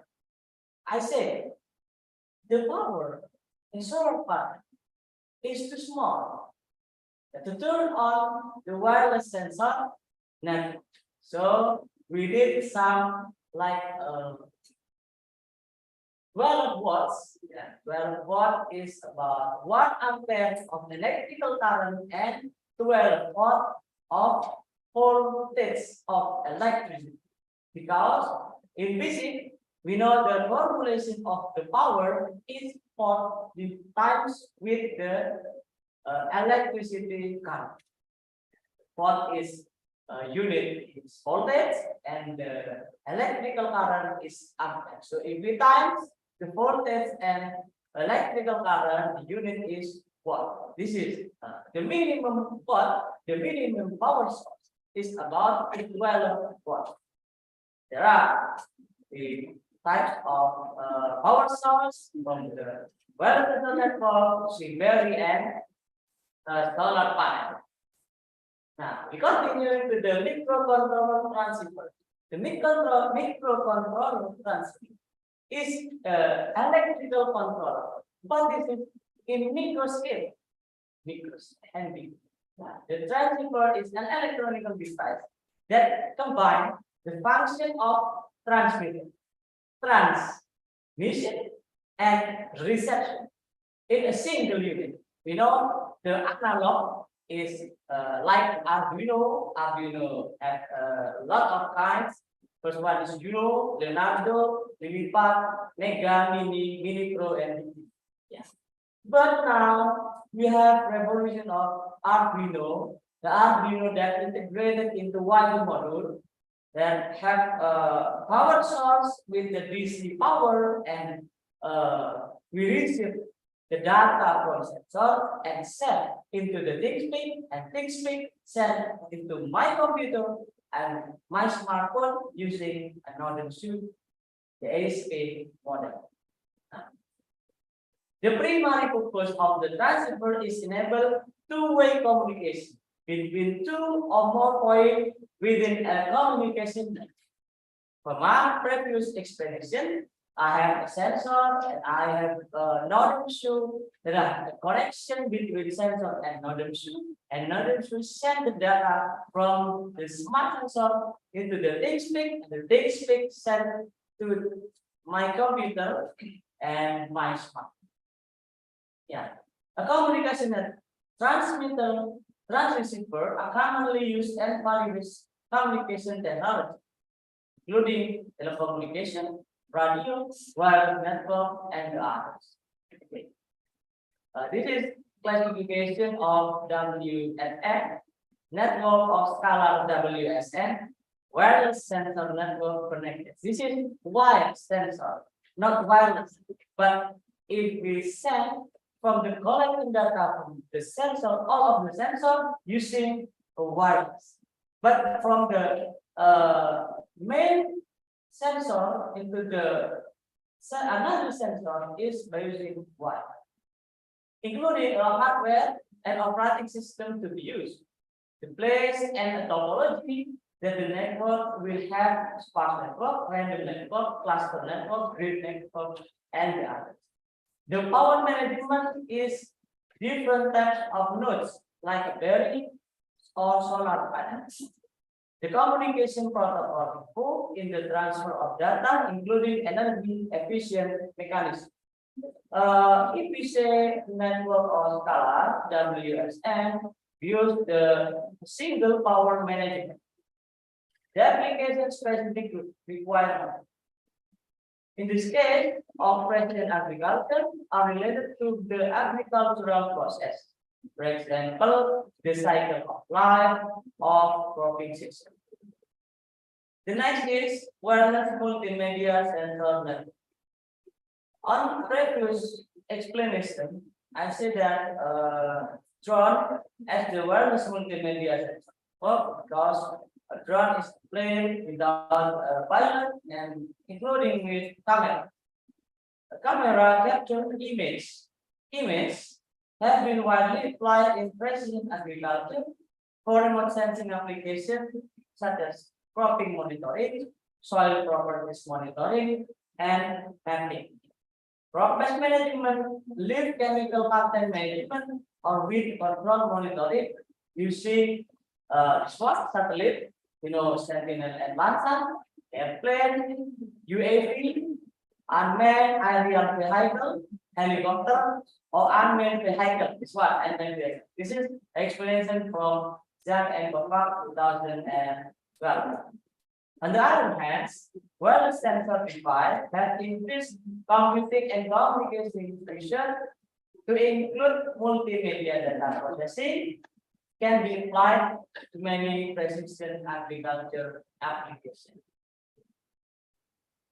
Take best system. Yeah.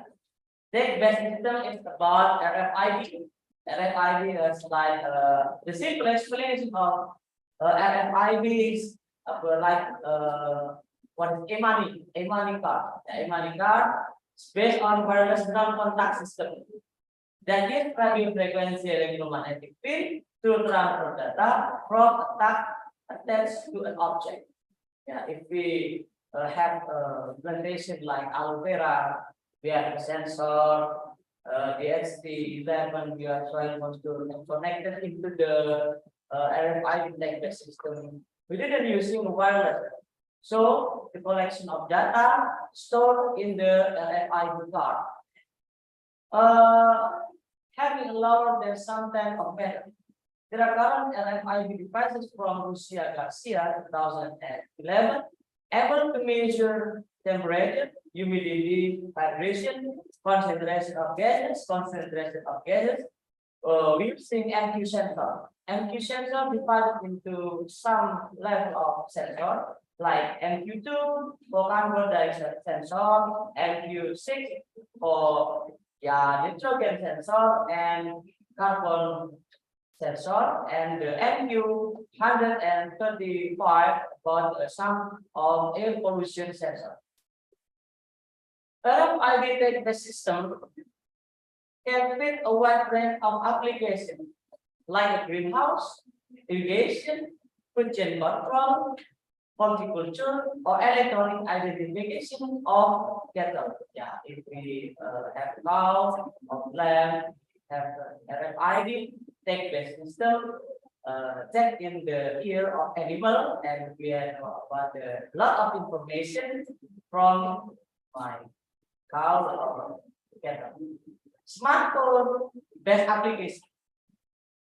This is last technology smartphone based application. Smartphone are going to impact probably the farm management information system. FMI. This is newly defined. It may become the unique wireless gateway for farmer to the information management system, to the decision support tools, to the sensor, to the equipment, to the internet. Indeed, we have thanks to the invention of smartphone, the farmer can interact with the wireless smart network deployed in this app.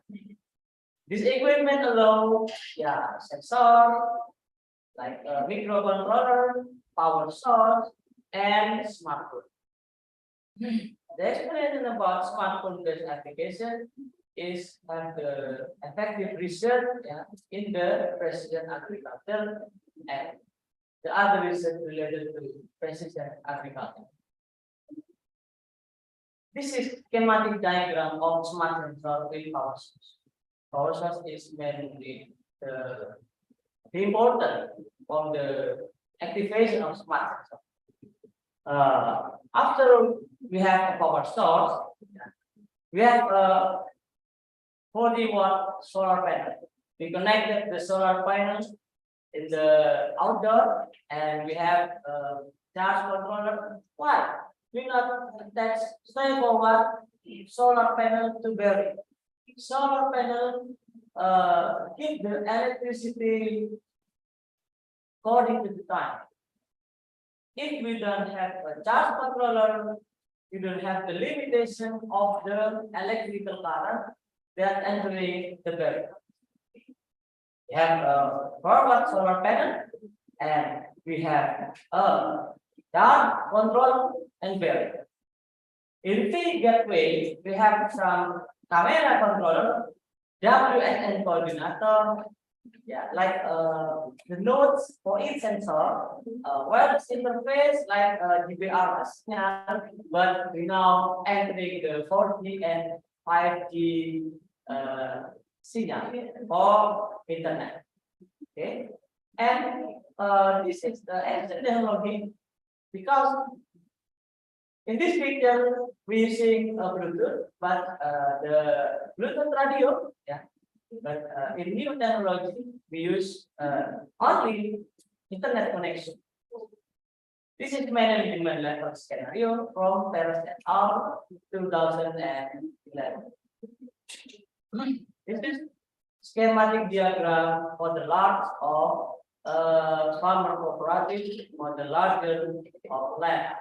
System agriculture provided by Garcia and Sanchez 2011 explain about how the farmer interaction with the mobile phone and monitoring system to monitor some plantation. This is what is smart power, smart power gateway, and this Mika sensor, IO2, including with camera and motion detector. This is very strange. Why we need a motion detector in this agriculture system? I have some opinion. The motion detector is checked for the pest from the agriculture section. One is some parameter in DA that I explained, and we are doing the types of smart sensor in precision agriculture. We have 4 types of smart sensor with 2 types of board. The first is Arduino board. Arduino board divided into 2 parts, mainly parts. the power, part, yeah, you can using 3.5 input jack and the USB cable for the computer input. Computer input from the USB cable, we have to input the program from the Arduino IDE. Arduino IDE to Arduino IDE is different with Arduino board because Arduino board is a hardware, Arduino IDE is a software. Arduino IDE is also integrated to Northern board. Arduino board is Arduino board with Wi-Fi model. The soil process measure the sensor that moisturizer of soil. The ST11 sensor is about D for digital, A is for air humidity, and T is temperature. 11 is about the water sensor. We have the ST11 and the ST22. We also have hydrogen soil concentration in the ratio pH. Hydrogen soil concentration sensor. What is different between hydrogen soil concentration sensor with soil nutrient sensor (NPK) sensor? The difference is pH meter have 2 electrodes and soil nutrient have 3 electrodes. If you buy sensor in marketplace, we use application of marketplace. You know that what is it? This is soil nutrient sensor or hydrogen concentration soil sensor. What's the difference? The difference about the electron. The electron for the hydrogen soil sensor is 2 electrodes, but the soil nutrient sensor is 3 electrodes. Deployment parameter of soil moisture. There are 9 types of soil moisture. The first is Indra prober 2 soil moisture, Pogo portable soil moisture, Indra prober 2 soil moisture. Can measure temperature, moisture, dielectric permittivity, rain or water flow. This is another smart sensor from this one. This is two different, but in this sensor, we also measure about soil moisture, not rain or water flow. If using water flow sensor, we have count about the water flow sensor. Water flow is measure in hydra from 2 soil moisture, Bobo for double soil sensor, MB for O6 soil moisture sensor, ECF2 soil moisture sensor. This is focused about the one of water soil sensor. We didn't you measure about rain or water flow. This is characteristic of soil moisture. There are the types of soil moisture, the capacity soil moisture and resistive soil moisture. In the right side is what is capacity soil moisture. Capacity soil moisture works as capacitor. Capacitor tools of electrical component that store electrical charge. This is more safely than resistive soil moisture because the resistive soil moisture works in a resistive Ohm's law, like resistor. What is the difference between capacitive and resistive? If you use capacitive soil moisture, the data, analog data, if we connect it into the soil, moisture to the what is not shoe, yeah, we use the analog input only. The recipient use analog input only. But if you use capacitive soil moisture, there's no calibration of the analog input. If you use the capacitive soil moisture, if you use the resistive soil moisture, we must calibrate the soil moisture using a screwdriver plus screwdriver. So, the disadvantage of resistive soil moisture is about the corrosive because there is Ohm's law as a resistive soil moisture as a resistor. The specification of DST11. The DST11 is a sensor that have three lights. The VCC is positive, the GND ground is negative node, and in the middle is data. Mounting hole, we have hole to screw the DST sensor into the plate and DST11.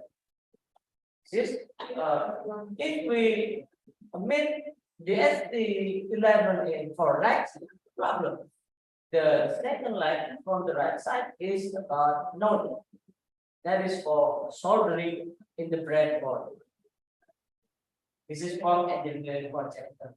Yeah, if you connect it into the Arduino Mini from the right picture, we connect it into the DX11 power source with VCC voltage and the ground into the GND, and the data is according to the suitable of nodes in the what is nodal shoe. Nodal shoe have tens of nodes in digital connector and only one in analog. This is disadvantage of the nodal shoe. Lack of nodal shoe. We have lots of type of DSP sensor. First one is DSP level. Sorry, DSP11. Yeah, sensor DSP11 measure temperature and humidity for communication protocol using one wire. Only one wire. If we have 3 legs, we need 3 wires. Okay. The wires in this one is different color. Okay. Communication protocol, 1 wire, and supply voltage is 3 to 5.5 volt DC. This is the reason in the previous explanation we use the wireless sensor network power. Use the power to supply the power to smart sensor. One is supply voltage 3 to 5.9 volt DC, temperature range 0 to 50 degrees of Celsius. What about the accuracy? The accuracy is plus minus 2 degrees Celsius. Yeah, this is big accuracy. This one. DST22, DST22 is about same with the DST11. What is the difference? The difference about a supply of voltage. Supply of voltage DST22 is bigger than the DST11. The temperature range spectrum is more widely from minus 40 to 80 degrees Celsius. What about the accuracy? The DST22 is more accurate from the DST11.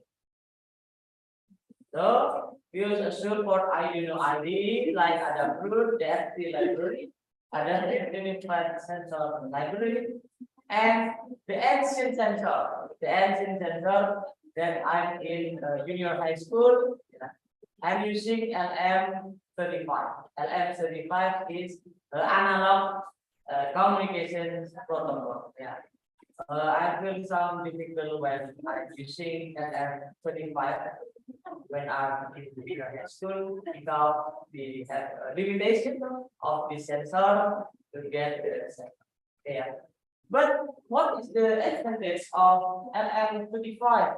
The LM35 is measure spectrum of temperature range is about minus 55 to 140 degrees Celsius. This is the advantage of LM35. But disadvantage, what is the disadvantage of LM35? Is a lot of analog, not same for the Arduino. Okay. Just calibrate the LM35. Support Arduino? No. LM35 it support the Arduino.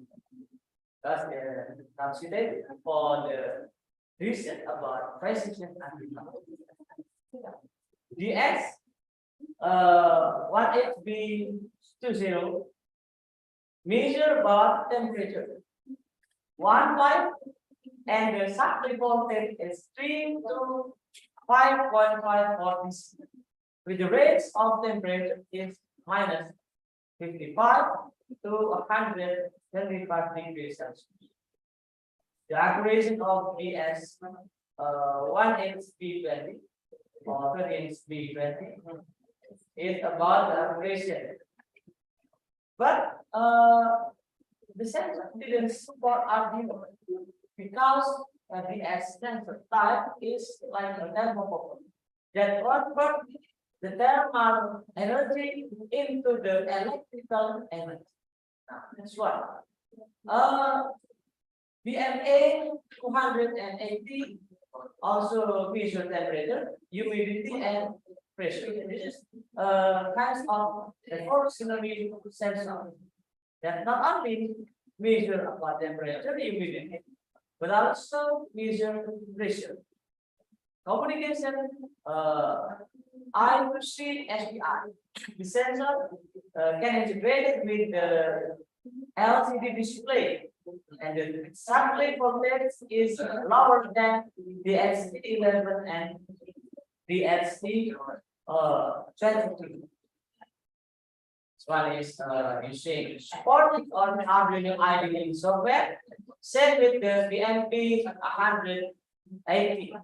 Different of BMP 280 and BMP 180 is about the measure. The limitation of BMP 140 about temperature and pressure. Not for measure about the humidity. That is like BMP 140. At the center of hydrogen ion concentration, we have the center in this laboratory. Yeah, proper ion concentration of hydrogen level for growing grass. Use grass because the grass is easily grown. Yeah, the other kinds of types of soil. Yeah. If we have a very acidic, this 3.5 value until 5.2 value. What about the ideal format? Slightly acidic. This is about 6.2 until 7 of level of hydrogen ion concentration. Okay, for explanation, the characteristic of a sensor for hydrogen ion concentration is have two electrodes.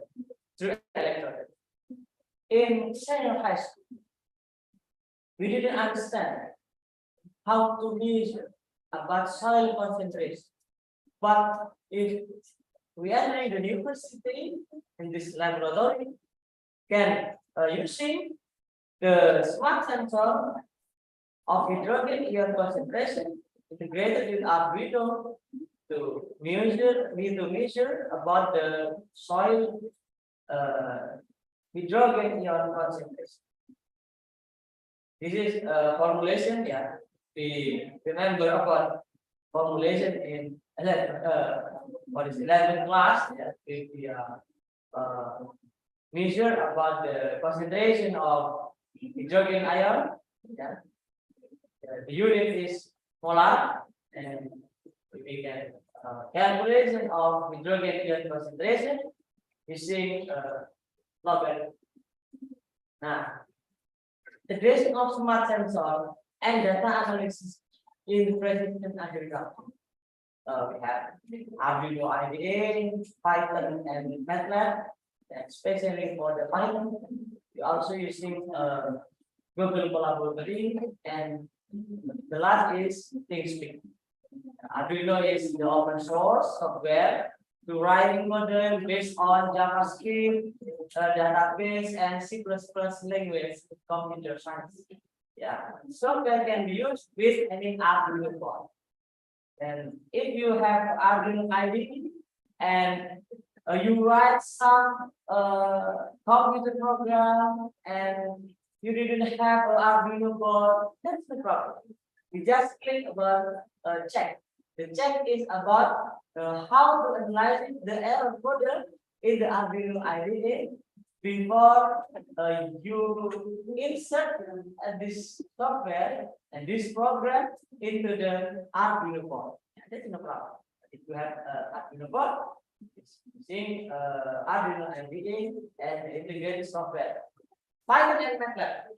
Python and MATLAB also for data analysis, machine learning, artificial neural network that have simulation, modeling, and algorithm development.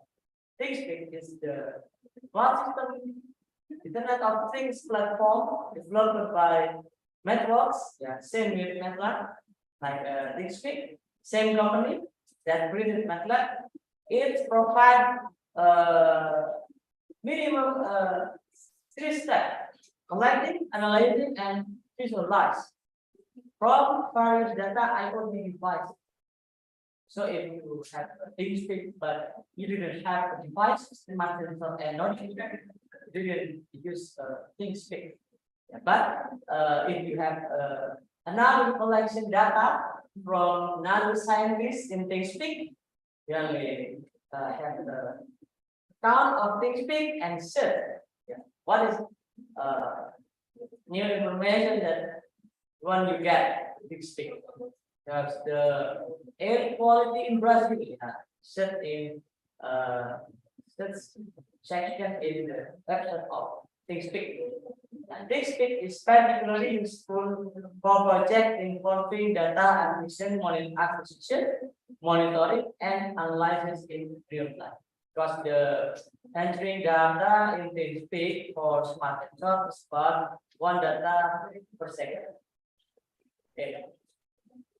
There are a lot of menu in Arduino IDE, like Sketch. Sketch is in MATLAB. We know about the M5.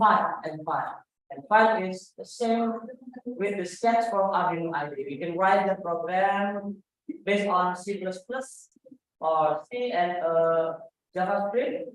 And the next is about library manager, support library and hardware component. If you using Arduino whiteboard, but you didn't set the library manager, you didn't insert the programming into your board. The serial monitor is the data from your sensor. The data display from your sensor. If you run your sensor, insert the program into the board, and you can say the result of measurement, the number in serial board manager is support microcontrollers board from different manufacturers. What does it mean? The board manager is related to the USB in your computer. If you have 3 USB, you have 3 types of board managers. Upload is the method on the Arduino IDE to upload your code and test it. You can use the upload feature to send your compiled code to the Arduino board. We use software Arduino IDE and hardware the Arduino board.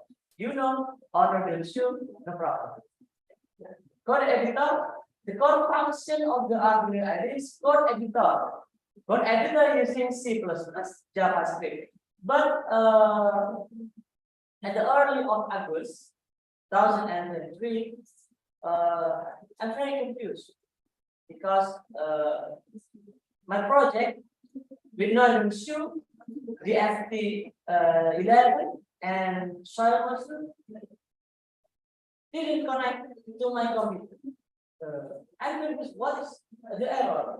I'm sure in the forum of Arduino IDE, this is any integration programming language, Python also used in the Arduino IDE because the extension is .py. Reference. The reference menu is to customize the color of Arduino IDE, the place, the editor tab, and adjusting compilation settings. 30 part to part, the Arduino IDE, not only for Arduino is kind of board, but using another types of Arduino for third-party support. So one is MATLAB and Google Colab. MATLAB and Google Colab now have a new improvement because using NM tools, can use machine learning algorithm, make model and the application. Some model in MATLAB, feed forward net, fitnet, pattern net, cascade forward net. Google Colab, short for collaboratory, product of Google that based on Python to making some particular among data scientists, researcher, and machine learning practitioner ability to provide free access to computing results. Google Colab, including GPU, because cloud computing GPU, not the hardware GPU, because this is connected into internet. This is Google Colab. How we using ThinkSpeak integrated to smart sensor and board. You have to register registration using email and create password and username. You have the verification of email and connect them back into the ThinkSpeak. If you have a verification step, you continue to log in. So you input username and password to ThinkSpeak. And after you log in, you back to the previous step to Arduino. Set up your Arduino IDE. The Arduino IDE makes sure that your board is suited board, right board, and the connection to sensor and board is right. Your wrong connection can send the data to Arduino, but the data it will send to ThinkSpeak. The first mistake. What second mistake? The second mistake is forget to rename username and password of Wi-Fi because the consumer using internet connection Wi-Fi, you set up the username and password. Set up username and password. Continue to set up APK. The unique number that related to the channel is ThinkSpeak. The last step is collecting the data. So the data in the monitor in Arduino IDE and compare into the what is ThinkSpeak website. Monitoring and collecting data from setting. Collecting data from smart sensor divided into three steps, three big steps. The first one is about collecting plan. We choose the smart sensor, integration with the ThinkSpeak, and collecting data using ThinkSpeak monitoring. We have developed schematic diagram, the ST11 and soil moisture sensor. The ST11 measure relative humidity and temperature. Two physical unit, the unit of relative humidity is percent, and the unit of temperature is Celsius. And the sensor, the other sensor, soil moisture sensor, the underground sensor measure the percentage of water in unit is percentage. Now the USB 8266, yeah, it's open source firmware and development kit that helps in building IoT application. To provide a programming environment and first library, the library is from this one, the Arduino IDE, the library, and work with SP 8266 module. This is a low cost Wi-Fi module with integrated TCP/IP stack that enable microcontroller to access Wi-Fi network. It's important to make sure the Wi-Fi network username and password is right. A data with other device over the internet. It can be used for various IoT internet of things. If we have a board random shoe, we can change sensor not only for the XT level, maybe we use like photodiode sensor, like dependent resistor, maybe sound sensor, like microphone sensor, soil moisture, we change into the maybe MQ6, MQ11, MQ135, and the others. Okay. We have collected the data and sent the stick. Yeah. The S11 and soil moisture sensor, and we get 3 parameters: physical parameter, temperature, soil moisture, and the relative humidity. What about the automatization system in irrigation system? We have a circuit diagram using soil moisture sensor, LED lamp, light emitting diode with a resistor, yeah, to limitation of the electrical current, and I have the S11 nodem shoe to send the data, and this is a relay automatic switch. In my home has a switch in the wall to turn on and turn off the lamp, but this is a single channel relay as automatic switch. And DC water pump connected into the water. This is submersible pump. Submersible pump can swing on the water. Okay. The DC water pump connected in the single channel relay and connected in the nodem shoe. Nodem shoe divided into 3 parts, left as indicator of irrigation system that works effectively using the ST11 as a temperature and humidity sensor. But the main part is soil moisture sensor. You have calibration of the soil moisture sensor using the formulation, the sensor value divided into 1023 times with 100%. We have calibration into the type, another type of soil. Which one? The soil is dry and the soil is wet. If you mean the soil is dry, measure the soil moisture sensor. Yeah. Check in the serial monitor in Arduino. For dry is about 500. Oh, 500 is dry. 500. We input this value, another value into the formulation in Arduino IDE. 500 divided by 1023 times with 100%. This is a value when the soil is dry. Yeah. If the soil is higher than the threshold, turn on the water pump. This is algorithm and logical framework to the thermostat irrigation system. Okay, this is schematic diagram with power source. If we finish the what is the sensor, schematic diagram of sensor, and replace the sensor. Use a sensor in two areas. So area 1 and sensor in area 2. This is same sensor. One sensor like a soil booster, and we have power source, and we also have our database in the stick, user interface by using laptop or smart.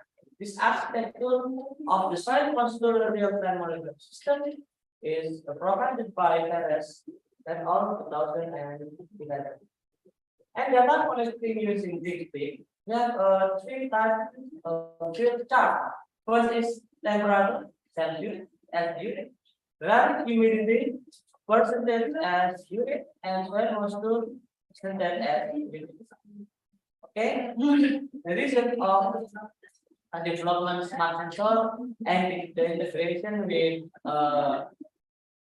smart sensor and machine learning as time series forecasting analysis of soil moisture using artificial network based on graph theory. The graph theory is rainbow anti-magic coloring for autonomous irrigation system or horizontal farming.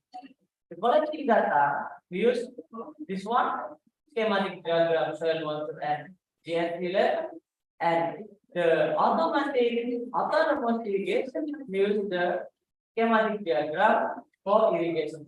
We have two kinds of electrical diagram, two kinds of project in smart. Okay. The experimental study state, the reasons are directly at three states: planning state, testing state, and forecasting. This is planning state on the red line, and green line is for testing, and the last is time series forecasting. In testing stage, the aim is to measure how accurate the determining learning model. To obtain model, they use modeling forecasting. We have a decision making. The data set has been collected many 1,152 data set. Collection data is about 3 days for type of plant that observe 9 p.m. to 9 p.m. with rate 5 minutes for 6 days, divided into the subsegment. Last we analyzed the use of rainbow imaging coloring on planting topology as the presentation from Professor David Kesting. There is finding of WSN in present agriculture that I have finished. First is PUI-PT 2023 and Video 2003 that published in International Conference Neural Network by Atlantic Press, CBCI conference proceeding citation rejection. Okay, this is the end of my presentation. Thank you. Assalamualaikum warahmatullahi wabarakatuh.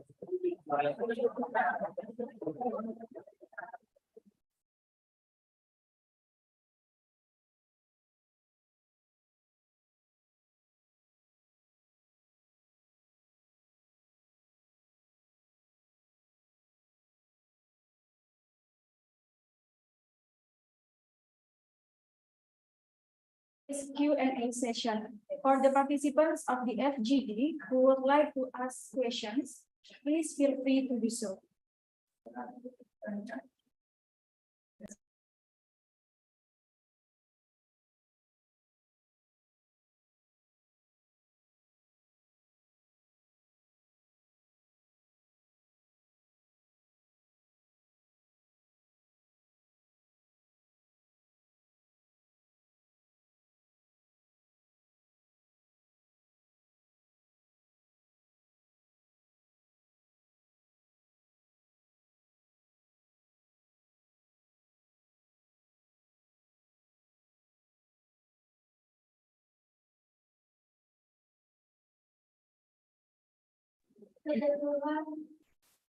Penelitian kami juga tentang STEM salah satunya yaitu tentang erosi sungai.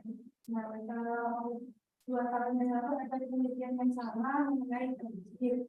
Nah, untuk semuanya untuk penelitian kami dan erosi sungai mungkin ada rekomendasi sensor apa yang sebaiknya kami buat contoh untuk simulasi di perangkat pembelajaran kami dan untuk kami jelaskan ke mahasiswa yang akan kami coba untuk penelitian nanti. Okay, thank you for the question. There are 2 types of sensor. The first is central flow sensor.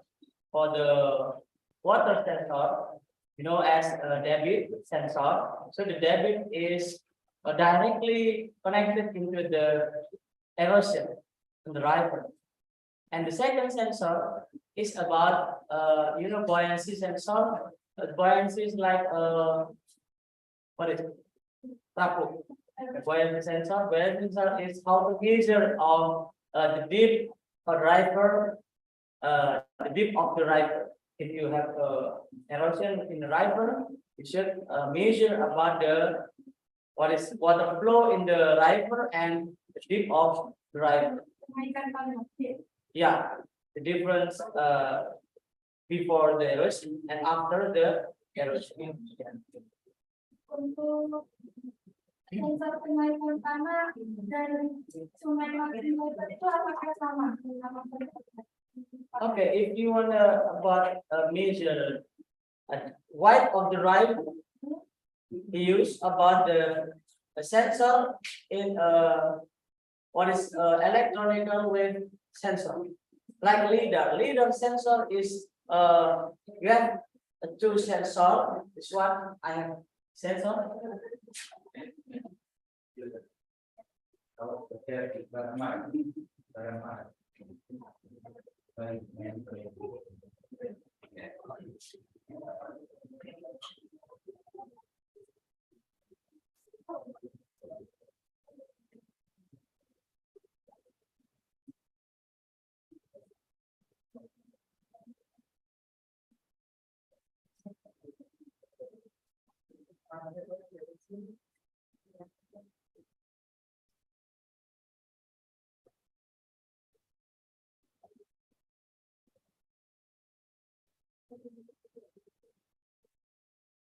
This is a water flow sensor.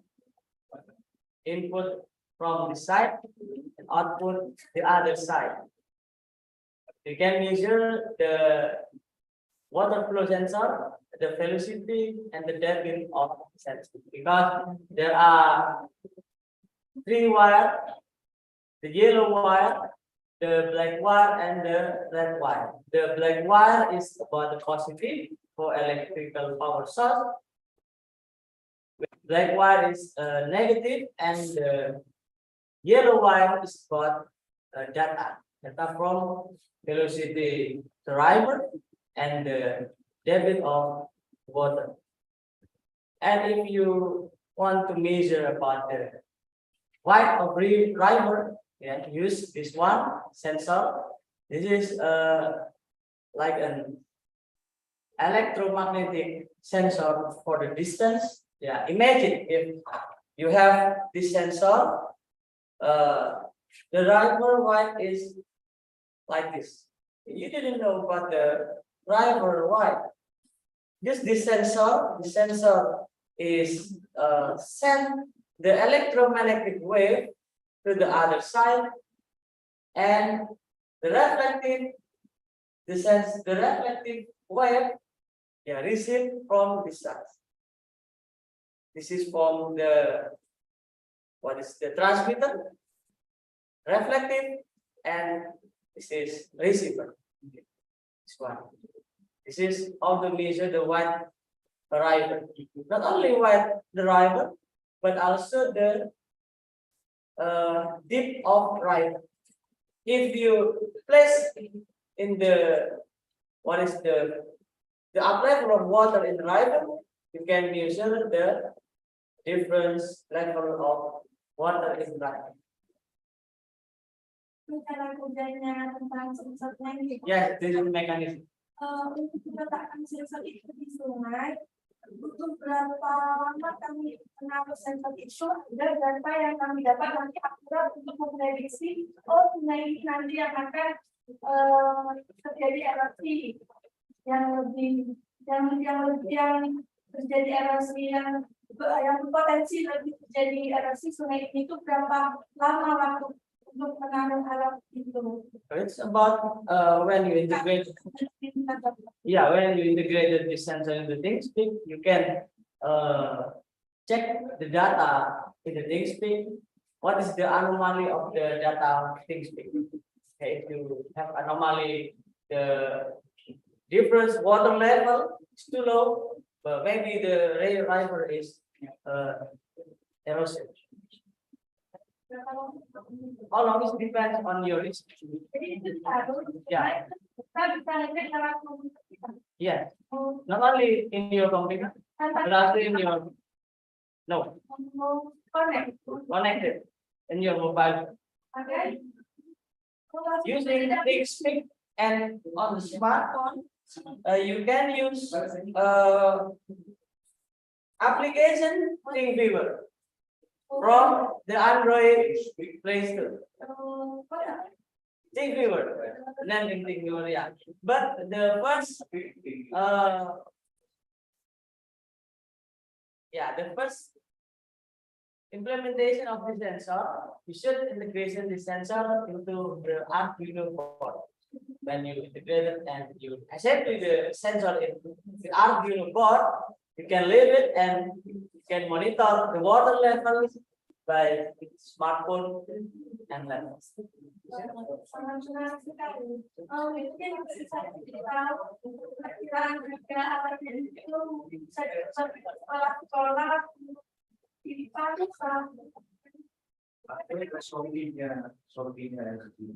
That is very cheap. It's about $2.5. $200. $2.5. $2.5. $200 review. $2.5. $25. 150 including workshop and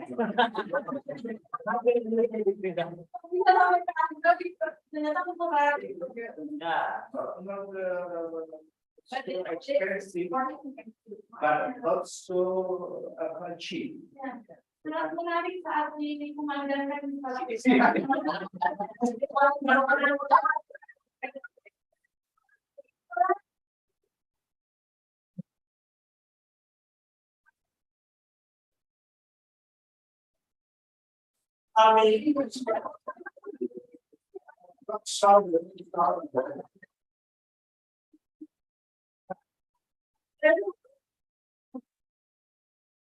Yeah, actually we need to have other day to train you how to operate the sensor. Yeah, not right now. Not ready with the sensor, but not ready with the application. Yeah, better. But do you want to have some information?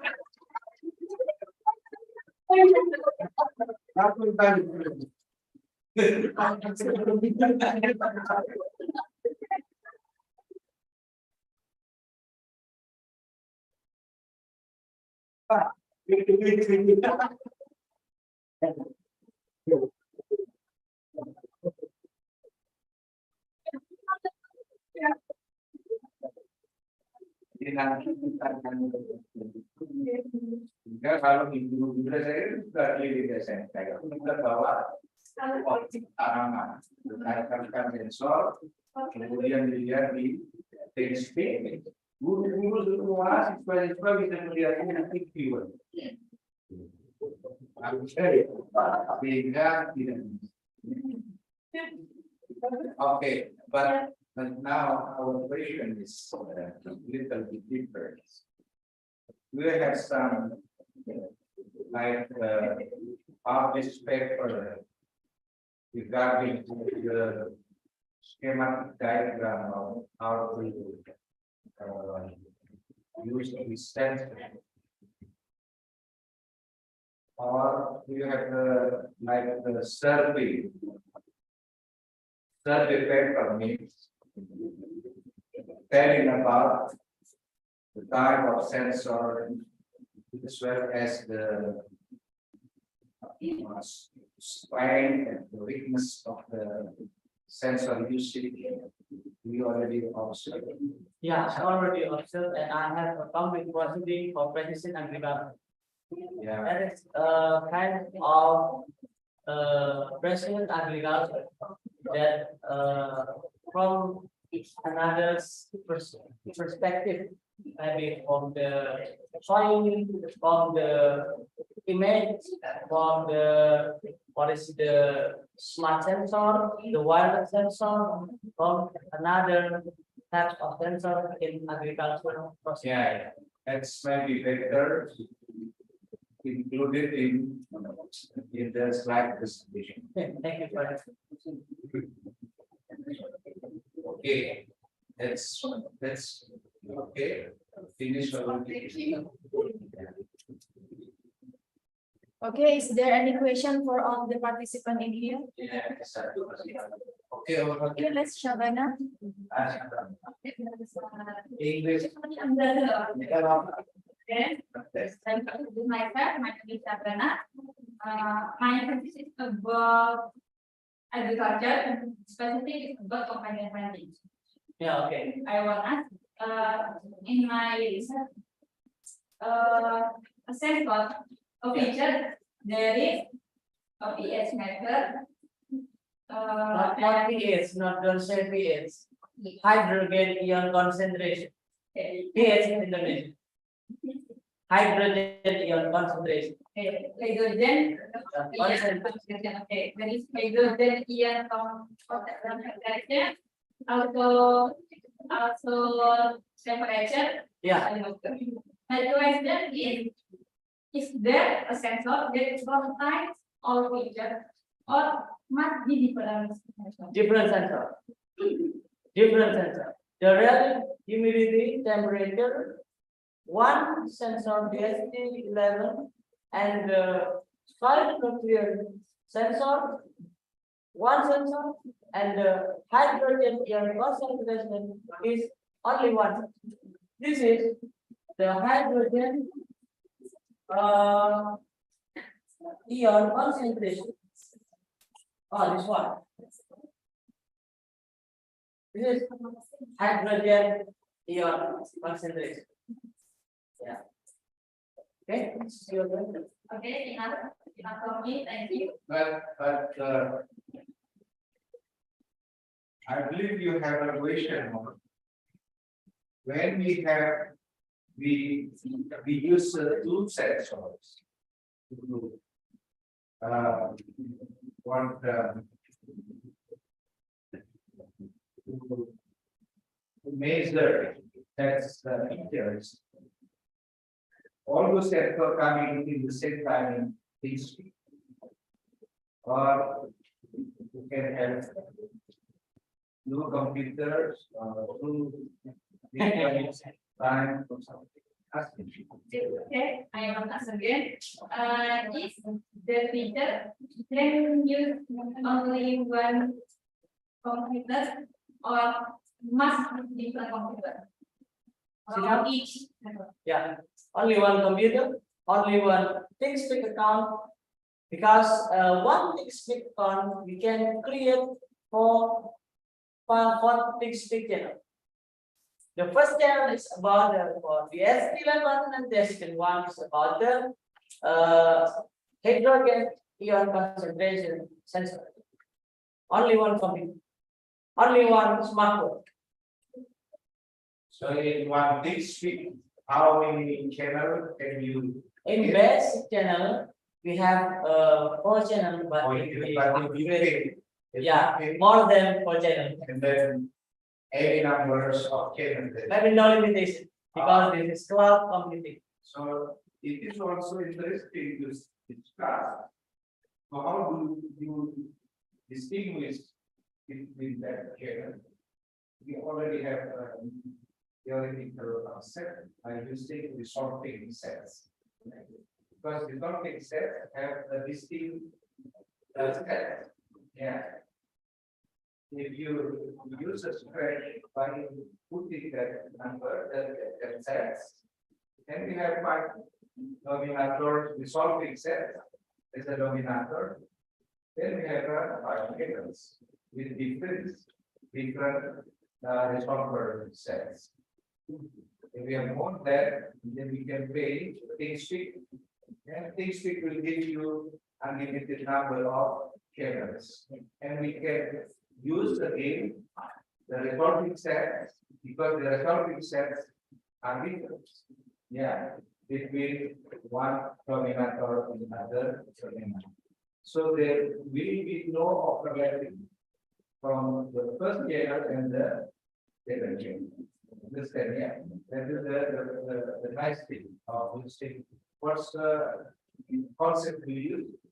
Resolving or yeah, I am sure because they also because yeah, between one color and other color, the color is derived from the equate or perfect. Of course, it is distinct as well. And so you can put some random numbers in between or in front of or in the last digit of the colors, then it will be distinct. Yeah. So it is absurd for the chair. Because in one vector, in one ThinkSpeak, you have a lot of, for example, 10 and then you are confusing which sensor only send you data. Then if you recognize the resolver set, then it will be fine. No problem. Yeah. Okay. Okay, Mas, saya kira cukup. Silakan ditutup. Ya.